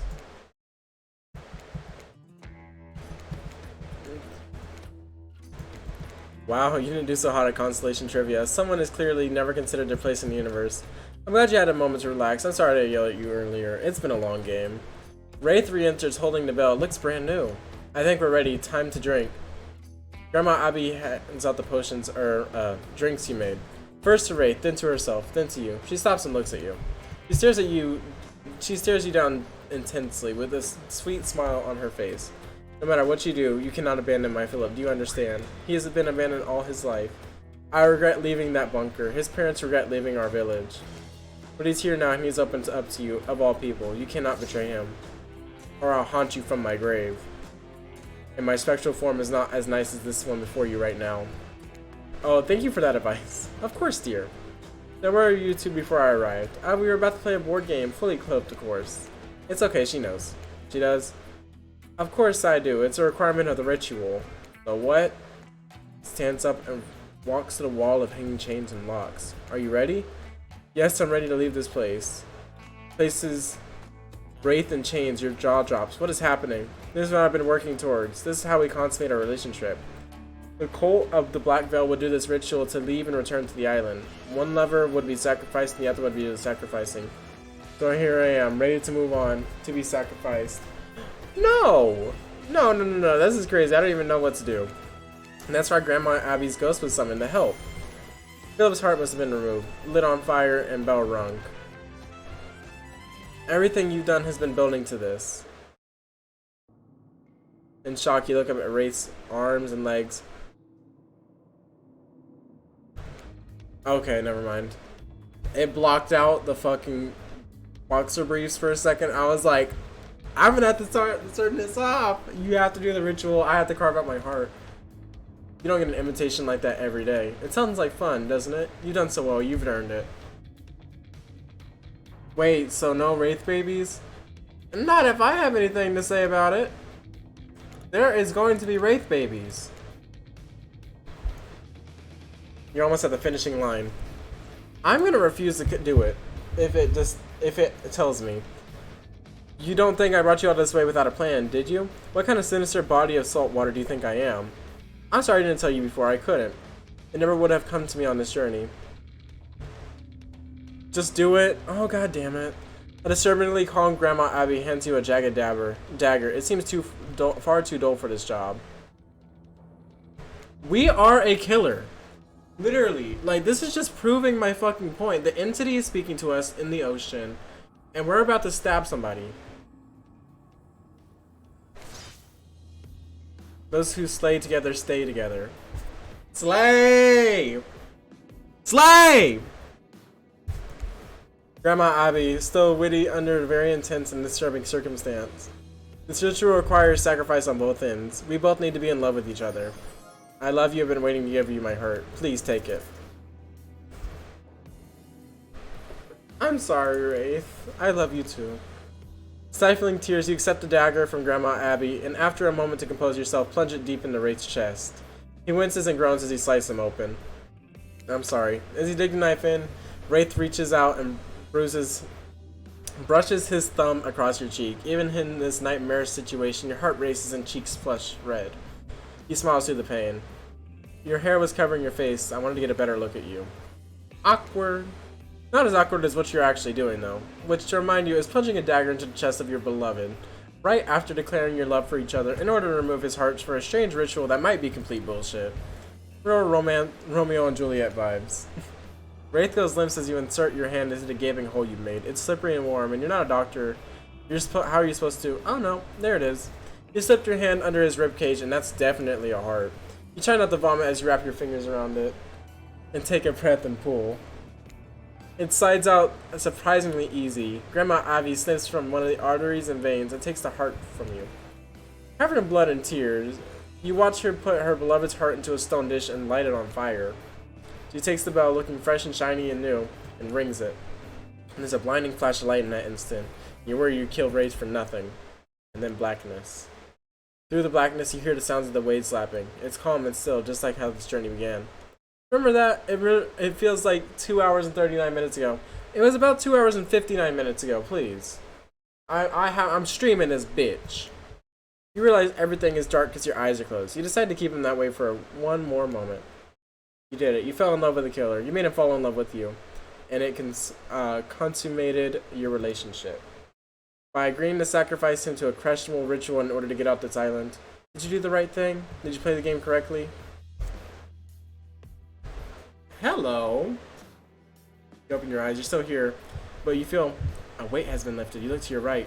Wraith is here, alive. He has stitches on his chest. Your love is alive, but the ritual didn't work. What's going on in this place? Outside, Claudette and Grandma Abby buried Dwight in a hole, sculpting him into a sand capsule in the shape of a T-Rex. Oh, that's delightful! We could join them and play in the sand, or we can get down and dirty right here in his cabana. Let's leave them out there until high tide, maybe longer. Wraith smiles.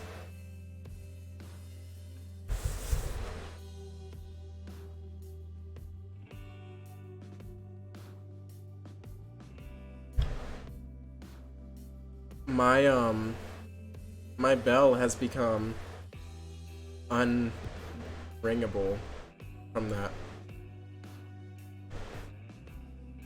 I don't want to say it. When I tell you it went...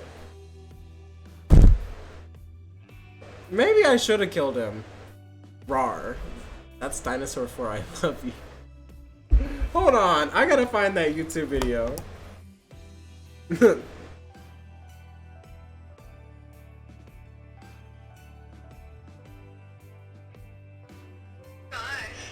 that means I love you in Dinosaur. That's how I feel.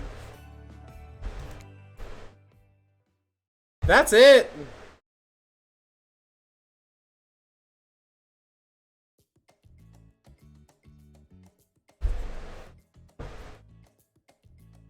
I didn't even get to have to read out lovely Reader X Wraith Smut. I told you there was more. Is there more after the credits? Should I wait after the credits? No Wraith babies. Sad. I know, I came here expecting Wraith babies. Jamie, is there more after this? After the credits, please tell me there's a post-credit scene where Wraith is bottoming.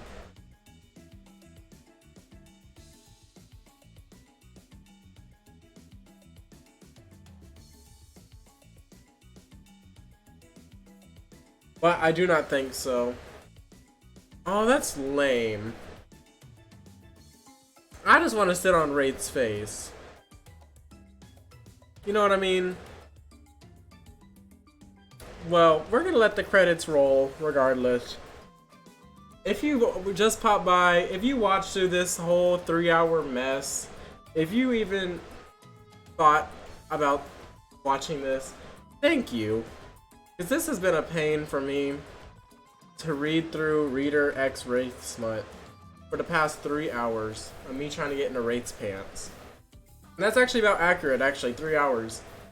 Because, I started the stream probably about 3 or 5 minutes late because, you know, the opening thing. But special shout out to Crazy. I never see you anymore, but I love you and I miss you. We miss you in this household. I promise I'll be back to playing my regular shit soon. But Jesus Christ alive, this has been a delightful moment. Except for that very last line. And that very last line is my 13th reason. Also, I said the F slur on stream, so we're gonna see if I get canceled or not. Sorry if I'm busy with the GF. You're good, but thank you. I was saying thank you and special shout out to you. We never see you, we miss you. But this might be my last stream. I said the F slur on accident because that's what I think Trapper would call me. So thank you all so much for watching. Goodbye forever. We'll talk about that later.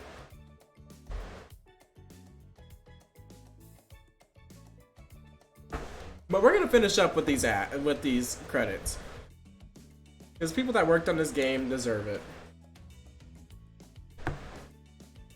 I know I'm canceled. Bye. Thank you for watching. But I'm gonna finish this up. Now I'm gonna flick my bean.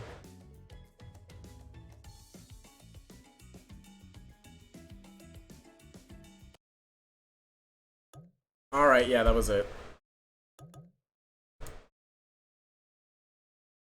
Alright, I already kind of did the outro and said goodbye to everyone, so this is kind of just a formality at this point. Thank you all for watching. I hope you all enjoyed. I'm sorry I can't read. It's just because I sniffed glue as a kid.